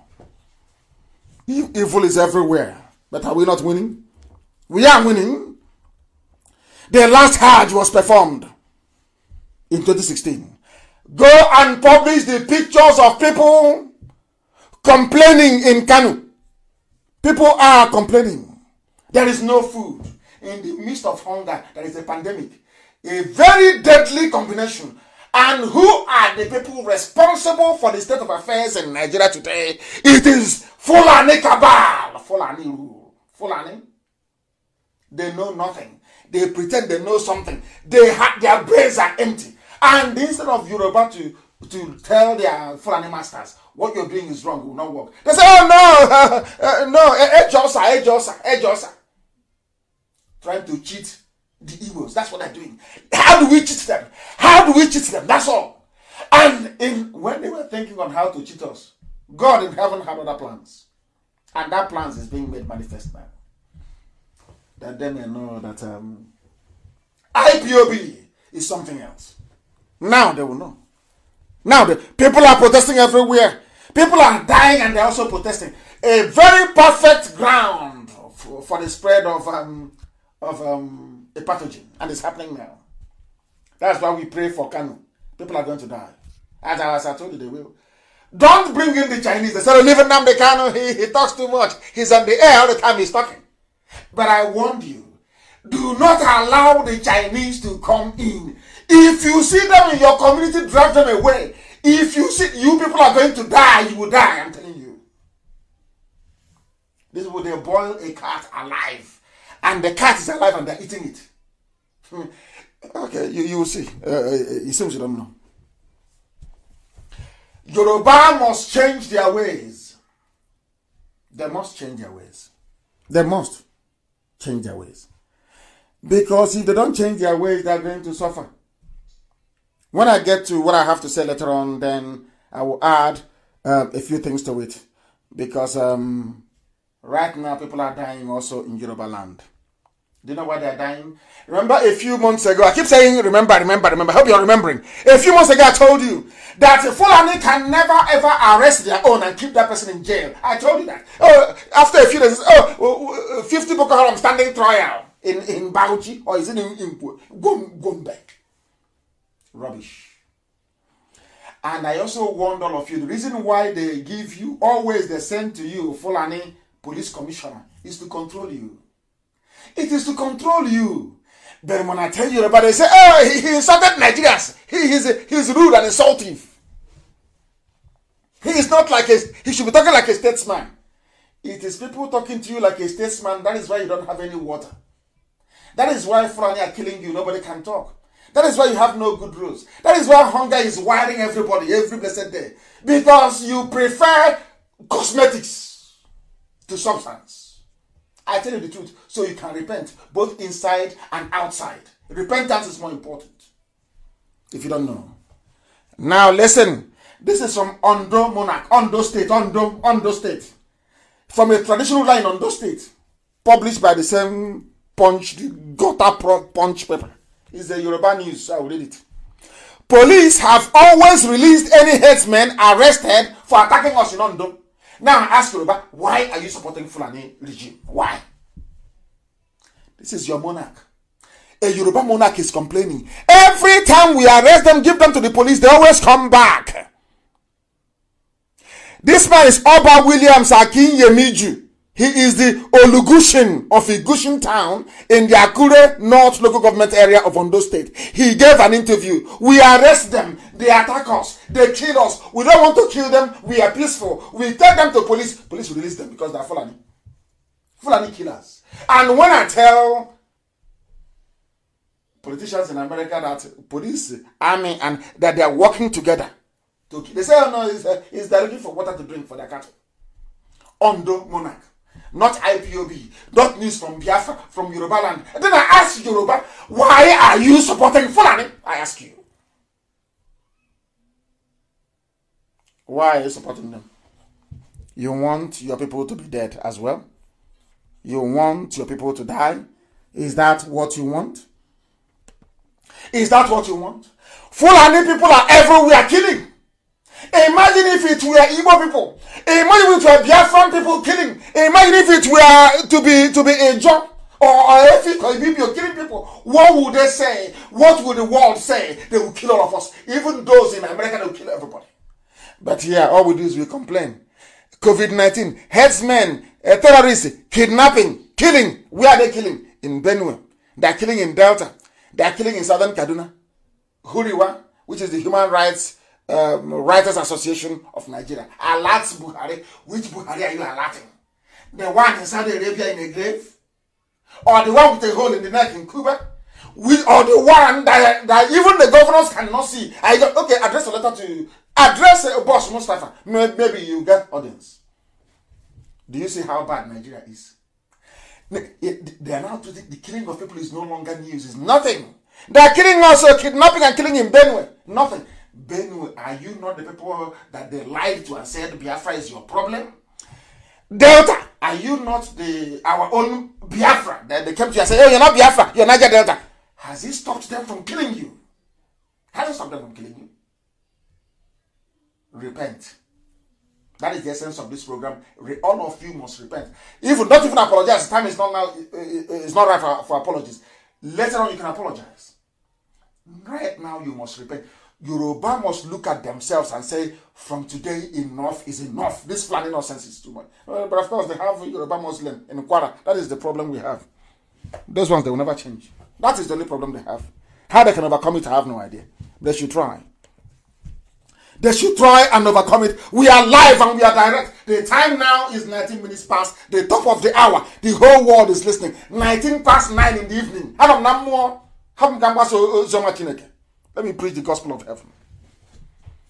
People are saying that their data is running out. Let it run out. We are preaching the gospel sent from heaven. That's what we are doing here. And dissecting the zoo. That the world may know that they are nothing. They're a bunch of criminals. A bunch of criminals. And bumbling. It's not even the fact that they're stealing. The people stealing, they are useless. They don't know what to do with money. Now people like men and women, children are dying in Kanu. What can you do? Nothing. You're writing to Boss Mustafa when you have a president or a national emergency. Can you believe such rubbish? Only in the zoo. Only in the zoo. Buhari robbing the south to pamper the north. Of course, is Abakari. Now is Boss Mustafa. They take everything from the south, they take to the north. Some people from the south will be supporting them. Yoruba media from the south will be supporting the north to enslave, to support terrorists, to kill, to pillage, to grab people's land, destroy farm produce, to bring in the Chinese to kill ordinary people. As people are hating politicians, hate Yoruba media, they are even worse. They are the ones encouraging them. Tomorrow you see them speaking English they cannot even understand. Trying to appear like CNN, trying to be like CNN. As evil, even more evil than CNN. Covering up the work of Lucifer. That's what. One day they will get it. The thing happening now in Yoruba land is Ondo monarch not crying. Did I not warn you that they will come for you? Did you believe me? You thought you were doing a deal with Fulani. Oh, wait, you rub my back and I rub your back. As long as Igbos are not involved, don't open any other seaports in the east. Let's only use Lagos so we can be making money. Yeah, those Igbos, yes. Now you're getting it. You cannot live your life through treachery and betrayal. It doesn't pay. Not with me, it does not pay. We don't support evil. I don't support evil. I don't believe in nonsense. If I see evil, I destroy it. I don't believe in evil. I do not believe in evil. Aboki will be Aboki and they will always loot. That's all they know. How to steal. Morning and night they steal. After you tell me, economist rights, US government rights. Right to who? If you want, I can get the US Senate to write to me now. I can get them to write. Anybody can write to anybody. It's rubbish. They are using it to divert your attention. To make you feel that Abakari is a statesman. Without you asking, why are they writing about the chief of staff? Who is in office? You don't know. There is Buhari is there. ECOWAS cannot see him. When ECOWAS realized their mistake, they went to their website. In fact, even out of shame, they shut down their website. Which has never happened before. Earlier today it happened. When I told them that you're messing up, this nonsense you're doing is a joke. COVID coordinator indeed. COVID coordinator. People are disgracing themselves. Abakari tried to clean up Nigeria. Clean up Nigeria with 13.9 billion? I'm asking economists, did he try to clean up with 13.9 billion? He was buying broom with it to clean up. All the money he stole from NNPC is to buy broom to sweep the whole place. People deceiving themselves. I'm sure Tony Blair will be disappointed with Fulani. How they have messed up everything. You know, they love the Fulani a lot because they love to do rankadeda. That is what that type of stupid mentality they want to plant in our land with the likes of Hopus or them. You can't work with them. You can't work with them. Look at him bowing down before Alimajiri. You can see the picture of Hopus or them bowing down before a filthy Alimajiri. These are the people that used to beg in those days. When they go to market and they touch an Igbo woman in the north, they will go back and they will have party. You're asking them, oh, Aboki, why are you celebrating? He'll say, I touched him for Igbo woman today for market. I'm telling you. They will be having a street party that their body touched, and that girl will cry for a week. That Aboki touched her body. These are the people that hope on the man is bowing down. Hey! Well, because of money, power, and influence. Unbelievable. Unbelievable. Unbelievable. And to tell you how wicked these people are, they rice they sent, the Yoruba things that Fulani will love them. Fulani send them rotten rice.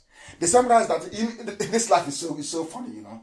You know, an Igbo businessman will suffer, struggle very hard, go abroad. Other Biafrans will come, go abroad and buy things and bring them back. They say you must come through Lagos. Yoruba customs, and they'll connive, they will seize the rice. They will say, let us go and let us suffer them. We want to suffer them. We'll burn their market. We'll suffer them. You know the funniest thing? They seized the rice. Aboki was keeping the rice. Now there is hunger in the land. They have gone to where they stored the rice. Of course, it's expired. Because you need to keep rice at a particular temperature, you know, in an aerated room and all the rest of it. That is the expired poisoned rice that are not given to Yoruba to eat. See how strange life is. How bizarre this life is. So strange, honestly. The same rice now they're giving to Yoruba to eat. The same rice they stole from Igbo merchants that brought it in to sell it. They closed the border. They seized it. Now it has gone bad. Now they have sent it to Yoruba. And now they'll tell UN that this is part of the palliative they're sending, that they bought the rice. But it was rice that they stole from innocent importers. That is Nigeria for you. And I keep wondering, how can somebody wake up in the morning and say, I want to be a Nigerian? I don't understand it. I just can't. I can't fathom it. I can't understand. The rice they sent to Oyo, contaminated. And now the governors of the West are saying, we no longer want it. We don't want to be a part of this nonsense. Absolutely rubbish. And now I'm going to deal very finally this evening with what they have written about me. I love it. I love this. It was written by a sophisticated moron. A Yoruba sophisticated moron. That is what one very clever man called them. I want to read everything line by line and I will respond. That's how I am. If you write good about me, I read it. If you write bad, I read it out on air. Here is what they said. That's about Mazi Nnamdi Kanu. He was a Yahoo boy walking around in the streets of London. Number one, that was a Yahoo boy. I don't know who I have stolen from. And I'm making a public announcement tonight to the whole world. If I've stolen from you before, please try and come out and tell the whole world where, when, and how. And I will now tell you the reason why they always do this. Because if you, in those days in Aba, when we used to chase criminals, if the criminal wants to confuse people, you know what the criminal will say? We will be saying, Onyoshi means a criminal. And the people are pursuing this thief. We will say, Onyoshi. The same thief will turn around and reporting at somebody else and say, Onyoshi. Before you know it, he will join the crowd. You don't know who is the thief anymore. That's what the Yoruba does. That's what they do. And tonight, I want to let the world understand the reason why they do it, because they are criminals. And I want to prove it to you that they are. Let us start with the latest one. And why the love forgery. You know all this Photoshop that Femi Adesina is doing. You know all the forgery that. Let me tell you where it started from. Remember there was somebody called Kemi Adeosun. Can anybody remember her? Oh, you have all forgotten. Zoo. Why won't you forget? You forget about Kemi Adeosun. You forgot her. That bumbling idiot, that's finance minister. When she wants to be Ngozi Okonjo-Iweala. She ran to London when she was discovered. What did she do? She forged the certificate. So, to all these Yoruba Irats, to them, Everybody is like a Kemi Adoshu. So when they see you speaking the truth, you're a scammer, you're a criminal, you're a Yahoo boy. And I'm asking them, because when I push you, I'll show you where to land. Who have I scammed before in life? Where? How? When?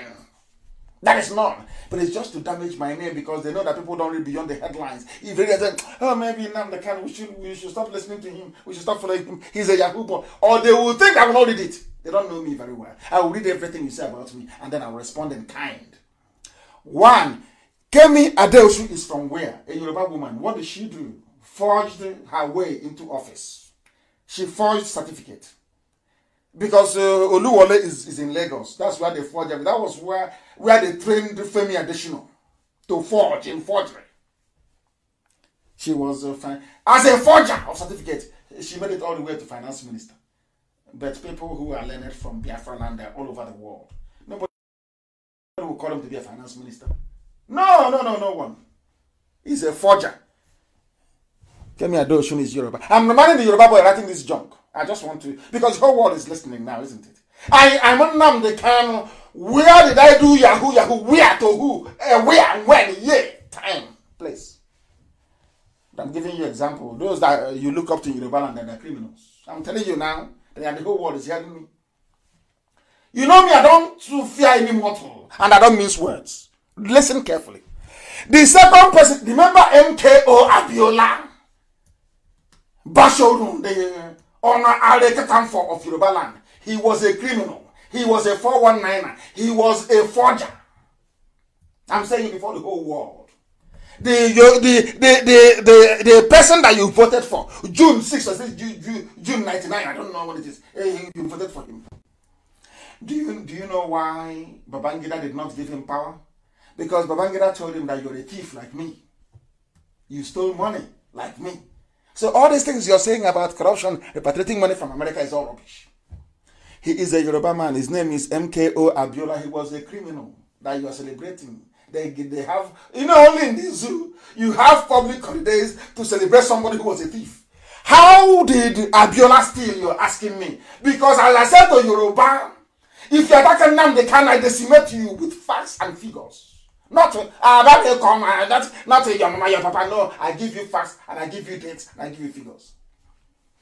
There is a company called ITT International. These are the people that came to do work for Nitel in those days when they used to make telephone call from phone booths. ITT International Telephone and Telecommunications. Fela even sang with this, the thievery of MK Abiola. Fela sang a song with it. This is the man that Yoruba intelligentsia is worshipping. He won the election, free and fair, but the man was a thief. But they won't tell you. The same way they covered up for Buhari, that was a brutal dictator, was how they covered up for Abiola. And what did Abiola do? They gave Abiola a check when money had value. They gave Abiola a check for the contract that he did. A check of 40 million naira for the contract for ITT. Are you listening carefully? I hope the world is listening. For Yoruba to dare to call me Yahoo. If you know what I did, go on air and say it. I'm giving you facts. How some of your people that you worship, how they are criminals. Hey, they are shutting down Facebook now everywhere. Even where I was monitoring this thing from, they have cut it. They have now shut down I tell you, Yoruba is in Facebook. They are cut. Oh, they are disrupting. They are disrupting Facebook streaming on other platforms. You go to my page at Mazi Nnamdi Kanu. Yoruba is panicking this night. Mad people. Mad. You want to insult me? Calling me Yahoo. Hey! That's when I cannot. I will destroy you. MKO Abiola was a thief. International thief. That was what Fela called him. A rogue of international standard. Fela sang a song. International thief. Meaning ITC, the company that Abiola owned and executed his contracts through. Contract to provide telecommunications across the whole of Nigeria. money had value. It was he was paid 40 million naira. Do you know what this man did? I mean, when money had value. Abiola went to Oluwole, the same place that trained Femi Adesina. So when you see Femi Adesina with Photoshop pictures, don't get surprised, it's in their blood. I'll tell you what happened. Abiola went to Oluwole in Lagos, gave them the check that the government had given to him.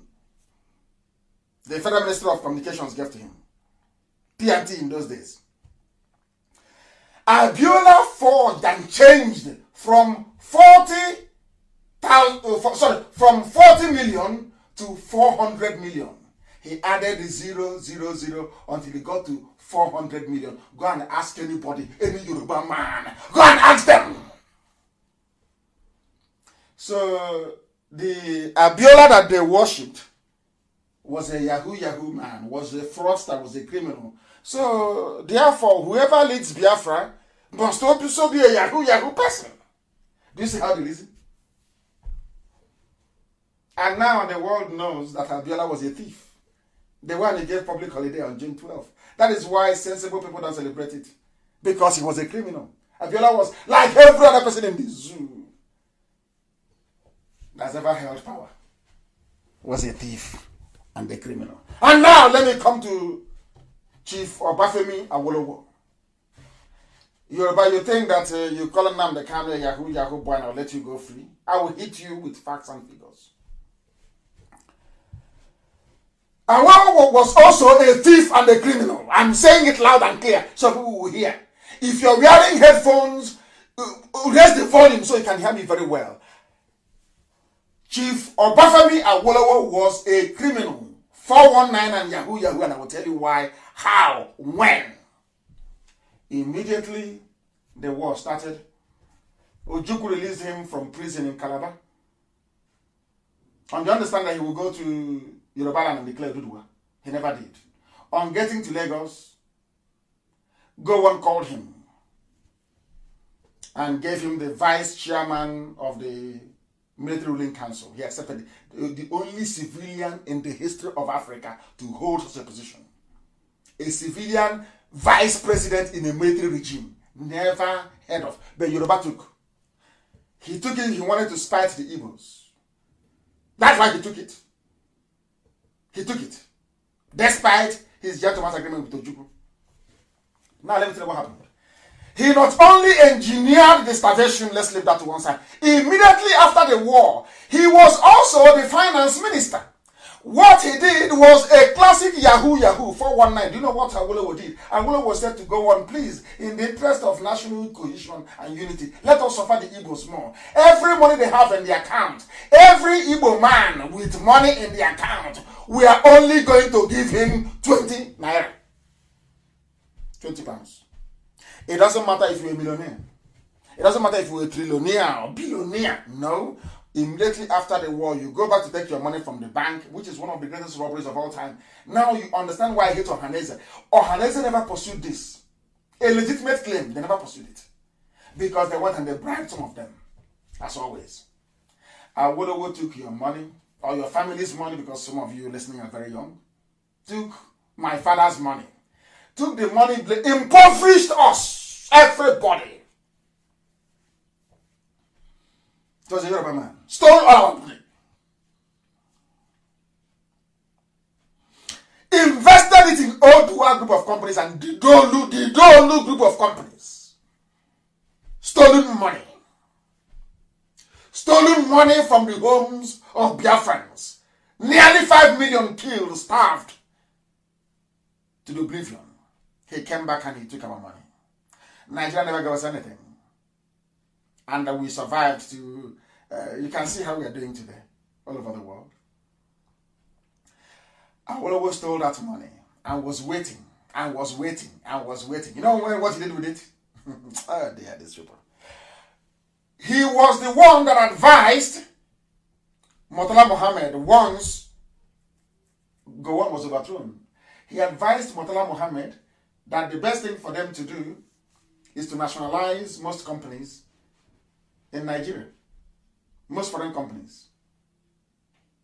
they did what was called indigenization policy. So every company, Shell had to go and register immediately as a Nigerian, as an unlimited liability company in Nigeria. Shell. You know what Awolowo did with the money he stole from Biafrans? He went and started buying shares in all those companies. So that every Biafran MD, every Biafran CEO, every Biafran CEO equivalent was sacked, removed. Yorubas took over the entire sector. They bought over Coca-Cola. In fact, he was making money from Coca-Cola. Every bottle of Coca-Cola sold in those days, he would get 1 kobo from it. That was where Obasanjo learned to also charge MTN 1 naira for every card sold before he gave them the contract. I don't want Yoruba to provoke me. You don't call me a criminal without providing proof. But if I call you a thief, I give you proof. Let's leave it there for now and proceed. We must proceed. Because what they said about me is plentiful. And I want to bring it to the attention of the world. I want people to know. He went on to say that I was talking about on his... I don't know where he got that from. If you are in England, I want you, there are Yoruba people working with people called the social services. If you are home, nobody can be homeless in England. In the UK, you cannot be. These are people, when idiots write it on reason, nobody is homeless unless you want to be. There is something called housing benefit. In other words, you will find a house and the government will pay for you. Nobody is a law in England, nobody can be homeless. That's number one. So there is nowhere to be homeless. But let me even go further. For you to become homeless, you will apply for homeless payment. You apply for what is called the dole. You apply for social services help. I want these Yoruba people to go and ask their Yoruba brothers and sisters working inside social services in the whole of the UK, if my name has ever appeared there as somebody who is homeless or somebody looking for government help. Because I am a Biafran, we work hard from our mother's stomach. That's how you find. I'm not interested in, you said this, I said it. No, I'm giving you, if you want to do research as we do in IPOB, you go to the source and you do research. Ask any of the Yoruba people working with social service, called, what's it called now? This unemployment they pay, what's it called? The job center. Go and ask them. Please, go and Google my name. Give them my full name. Ask them, please check. Has this man ever claimed benefits before? Why do you think the UK government respect me? Why do they respect me? Ask, has he ever claimed benefits before? Way before Biafra. Way before IPOB. And you see the answers they will give to you. You said he was working on the streets of London, that he was homeless. And I have hosted Chekwa Sokori in my house before. When Owazike was normal, I hosted him in my house before. I've hosted Chekwa Sokori twice in my house. When I was living in a flat and when I was living in a house. Ask Chekwa Sokori of UPP where he came to when he came to London. Have you been to see Nnamdi Kanu before? Did you eat in his house when he got there? How was his house? Chekwa Sokori will tell you before IPOB, before Radio Biafra. If they say that they want to say he was sacked by UNN, no, I left University of Nigeria and Soka because I'm not doing anything. I left of my position. Ask my father is no longer around. May so continue to rest in peace. I left for London to go and study. I came back home and I told my dad, if you don't send me to England, I will not go to school because UNN is not what you think it is. It's not a place fit for somebody like me. I am a thinker. I think. I am a philosopher. I reason. At Nsoka, I was not reasoning. Every time strike all over the place. I said, Robbie, what nonsense is this? I came back to my house and I said to my father, if you want me to be a graduate, send me to England. And he did. That's why I traveled to England. They said that I was very poor. I only started breathing when Owazulike of Masop came to London. When did Owazulike come to London? When? 2009, Owazulike came. They said I was homeless, I was on the street, I was not doing it. I want to answer. Because the thing about me is that if you accuse me of something, I'll answer you publicly. When I accuse you, come out publicly to defend yourself. But the zoo cannot do it. They said I did not breathe until Wazirike came to London in 2009. I was the APGA chairman in the whole of Europe and the UK in 2002. Fighting for Peter Obi then to become the governor of Anambra State. With the promise that APGA was going to be like Biafra. Of course, it never materialized. Are you listening to me? I was the chairman of APGA, the whole of Europe and United Kingdom. Are you telling me that somebody without pedigree, somebody without education, in a gathering comprising of all the people, both Biafrans and non-Biafrans, that I will emerge unopposed as the chairman of APGA in the whole of Europe? If I was homeless, where would I hold APGA meetings then? In my house? When is what I'm going to my so you know the right discussions on Facebook. People are coming. I decimate you live on air, so the world can hear, so the world will know. Let's continue. Owasile came to England in 2009 on his way back from the US, where he went to go and buy a property. Say he went to go and see Obama. Came to the UK. We started with Radio Biafra. Listen carefully. Write it down on a piece of paper, please. And go and ask him. When you meet Owasile, you ask him, how many months did you fund Radio Biafra? Then on shortwave, very expensive shortwave. And who was the company that was providing those services then? I can't forget. VT Communications. VT, just two letters. VT Communications. They're heavyweights in England, by the way. Owasile, you funded Radio Biafra for only 3 months. April, May, June. We stopped broadcasting December of 2009. Write these things down. April, May, June. I, Nnamdi Kanu, paid for July, August, September, October, November, December.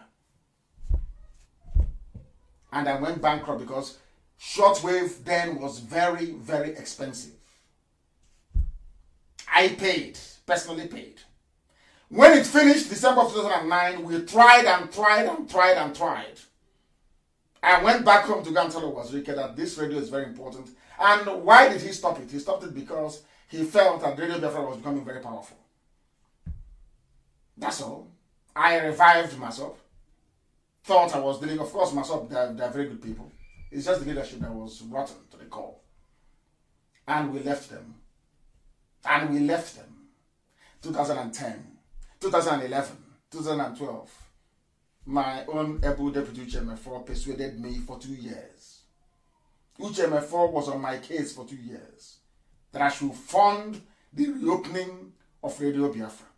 If I didn't have money, would Uchemefo come to me to ask me to fund the reopening? I said, no, if I do this thing now, they'll say it's a one-man band. I went to my trusted friend then, Dr. Egemba. Sam Umasiebu, Tabo Umasiebu, Amarachi. We came back together again. I said, I have money, but I want all of you to contribute something. There's some gave me £100, some gave me £50, and that was it. Myself and Uchemefo, we started struggling to get Radio Biafra back on air. And we did. On shortwave. Who was paying Nnamdi Kanu? Until we couldn't pay anymore. Until God said to me, if you want to get Biafra, then you have to give up all your luxury, your life and everything, and do Biafra. Which my first said to me, we have to go online to continue. That's how we came online. And now we're all over the world. We're on FM, we're on satellite, we're on TV, we're everywhere. That's the very simple story. That's what happened. Can anybody in their right mind? And I never wanted to broadcast. I want our people to listen very carefully. I never wanted to broadcast. I never wanted to. When we started Radio Biafra in Brixton, I went and recruited a DJ called Valentine Akudinobi. Go and ask him. He was the one presenting. I will be called maybe to talk and I will go to make sure everything is running smoothly. It wasn't, I felt it wasn't my calling. Until we asked Valentine as a DJ, please give us your music. so we can be streaming for our people to be listening. He said, no, that we must pay him. We said in this Biafra that everybody is contributing their widow's mite. You want us to pay you? And not a Biafran. He was sacked. I didn't sack him. Tabo Masebu sacked him. There was nobody to anchor, nobody to present. That was how I went under the microphone. That's all. And as they said, the rest is history. I was the one organizing everything. When Owasuka visited England, how did he come to England? Owasuka applied for visa before to come to England, and they refused him visa. But I wrote a letter with Dr. Egemba. We sent it to the embassy in Abuja. And as Owasuka confessed, before he got to the embassy, they said, we know you're coming. We have a letter here from Nnamdi Kanu. So if I'm not working, how can they give somebody visa that are invited to the UK? Is that possible? Ask all the Yoruba who are in England, if you don't have money, if you're not working, can they invite you to the UK? Can you invite somebody and they will listen to you? I sent the invitation letter that brought Owasuka to the UK. I started working. I went home to tell him what we must do. And he kidnapped me. Listen carefully. When Owasuka came to London, I took him. They are trying to cut our transmission. I think he's back on now. I took him. I want you to listen again. I took Owasuka to VT Communications. And I asked the man there to bring out all of our receipts to show Owasuka. Show him the money he gave me where it is. Show him here. For only 3 months.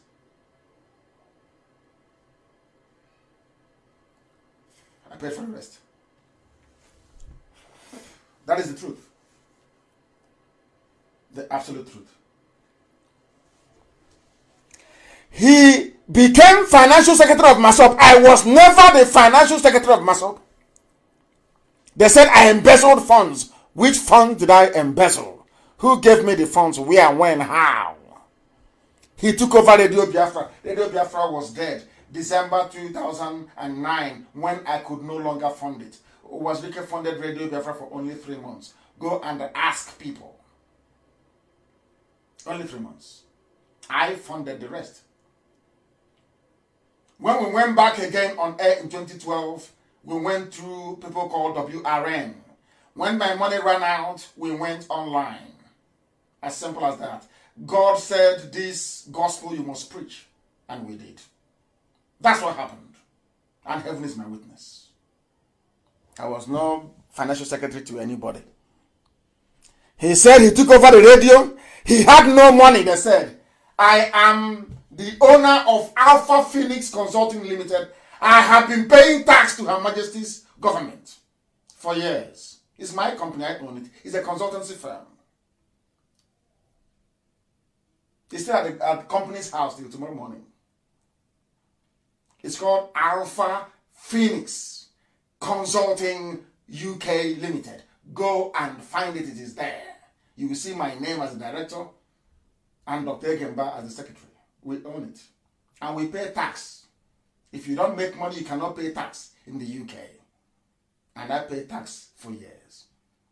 If you want to know the job that I did, ask those that know me. Ask Dr. Egemba to tell you one of the titles of the job that I held when I did paid work, or when I worked for people.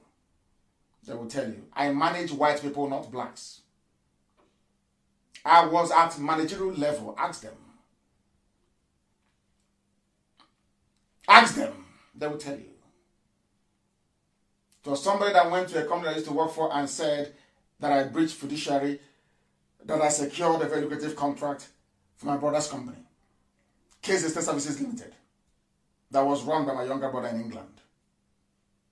It was a Biafran that went and told the company that this very company, there was nothing wrong, that this company is doing so well, with annual turnover of £250,000 every year, in those days, that Nnamdi Kanu is the brother. When we took them to court, they said that I am a senior manager in the company, and because of that, that I should have told them that my brother has an interest in Case Extermination Services Limited. I'm giving you facts. And then people are writing rubbish. Every idiots come up, they write nonsense online. I tell you who, who I am. Are you going to tell me who you are? Mad people everywhere. Mad people everywhere. They said in 2015, Jonathan gave Nnamdi Kanu $2 million. If anybody that listened in 2015, I said do not vote. I called Jonathan a fool. I was the one that said that I want Buhari because Elohim gave me revelation. The person that will lead you into Biafra is Buhari, not Jonathan. How? How? Because Buhari will be so clueless and so evil that the circumstance surrounding the events of Biafra will become so apparent. This one is saying that Jonathan gave me $2 million. Go and listen to my broadcast, it's still there. On the eve of that very election, it's still there. They don't even listen. He quickly changed the agenda of Maso by creating Igbo awareness to attack Buhari and PDP opponents. Another fool writing. Now let me tell you something I've never said before live on air. I have worked with Yorubas before in England. Anybody who is aware would know about a group called Concerned Nigerians. When we are fresh graduates, we thought somehow that things are going to get better for everybody. Let's go to Africa and build a dream African nation. They said Concerned Nigerians. Oh dear me. This was happening around... No, I wasn't actually a fresh graduate then. We were in London working. We used to go to meeting in a place in Bristol. In 1999, they sent me home. Igbo Nation will send me home. In collaboration with Concerned Nigerians that had everybody in it, including a very famous Yoruba army general, to send me home. I went home. Our brief was very simple: to stop the election by every means possible, so there will be chaos. And what they wanted was sovereign national conference, so people can come together and discuss how the country is going to be. I hope people are following this very story that I'm giving this evening. Do you know what happened? I was sent to travel home. I traveled home. And as soon as they brought out two Yoruba men, Olufalaye and Obasanjo, these very generals stopped contacting me. Are you listening? Stopped contacting me. So, right, it is them, left, it is them. That was the end of it. Ask people, they will tell you. So it's not today that we started this very journey. To free the people. To free everybody. Biafran's priority to free everybody else. It's not today we started. Not today. Then he also said here that Fayoshe was providing him with...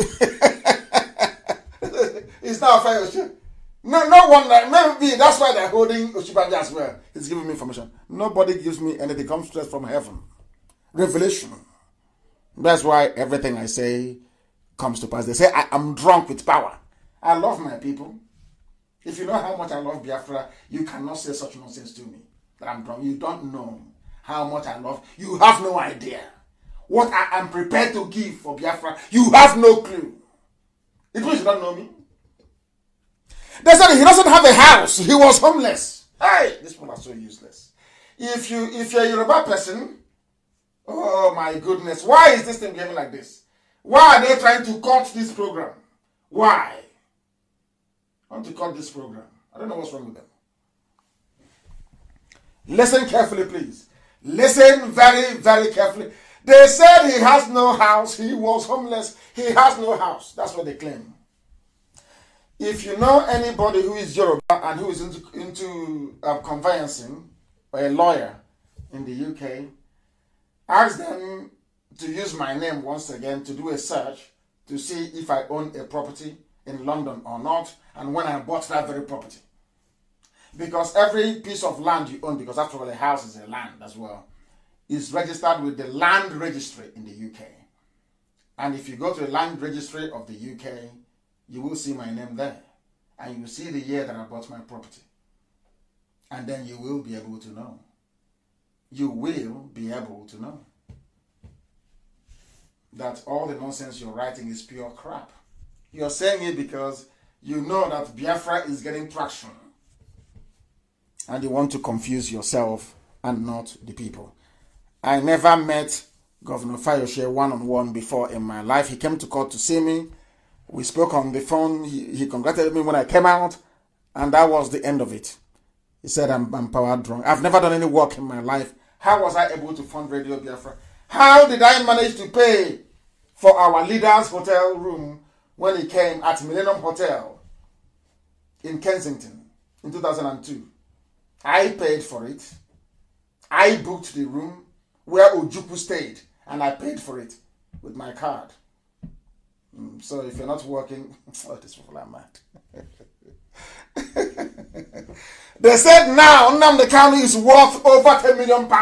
Do you know why they said this? They said the reason why they propagate this falsehood is so people will say, oh, as our leader, now you have money already, so there's no need for us to contribute anymore to IPOB and what you're doing. They are playing on your intelligence. They know how our people react when it comes to money. They are playing on our intelligence. They want people to believe that if I have $10 million, believe you me? No, not up to that. Oh, you want me to tell you how much we have? I won't tell you either. But if I have $10 million, Nigeria will not breathe in the next 1 week. We don't.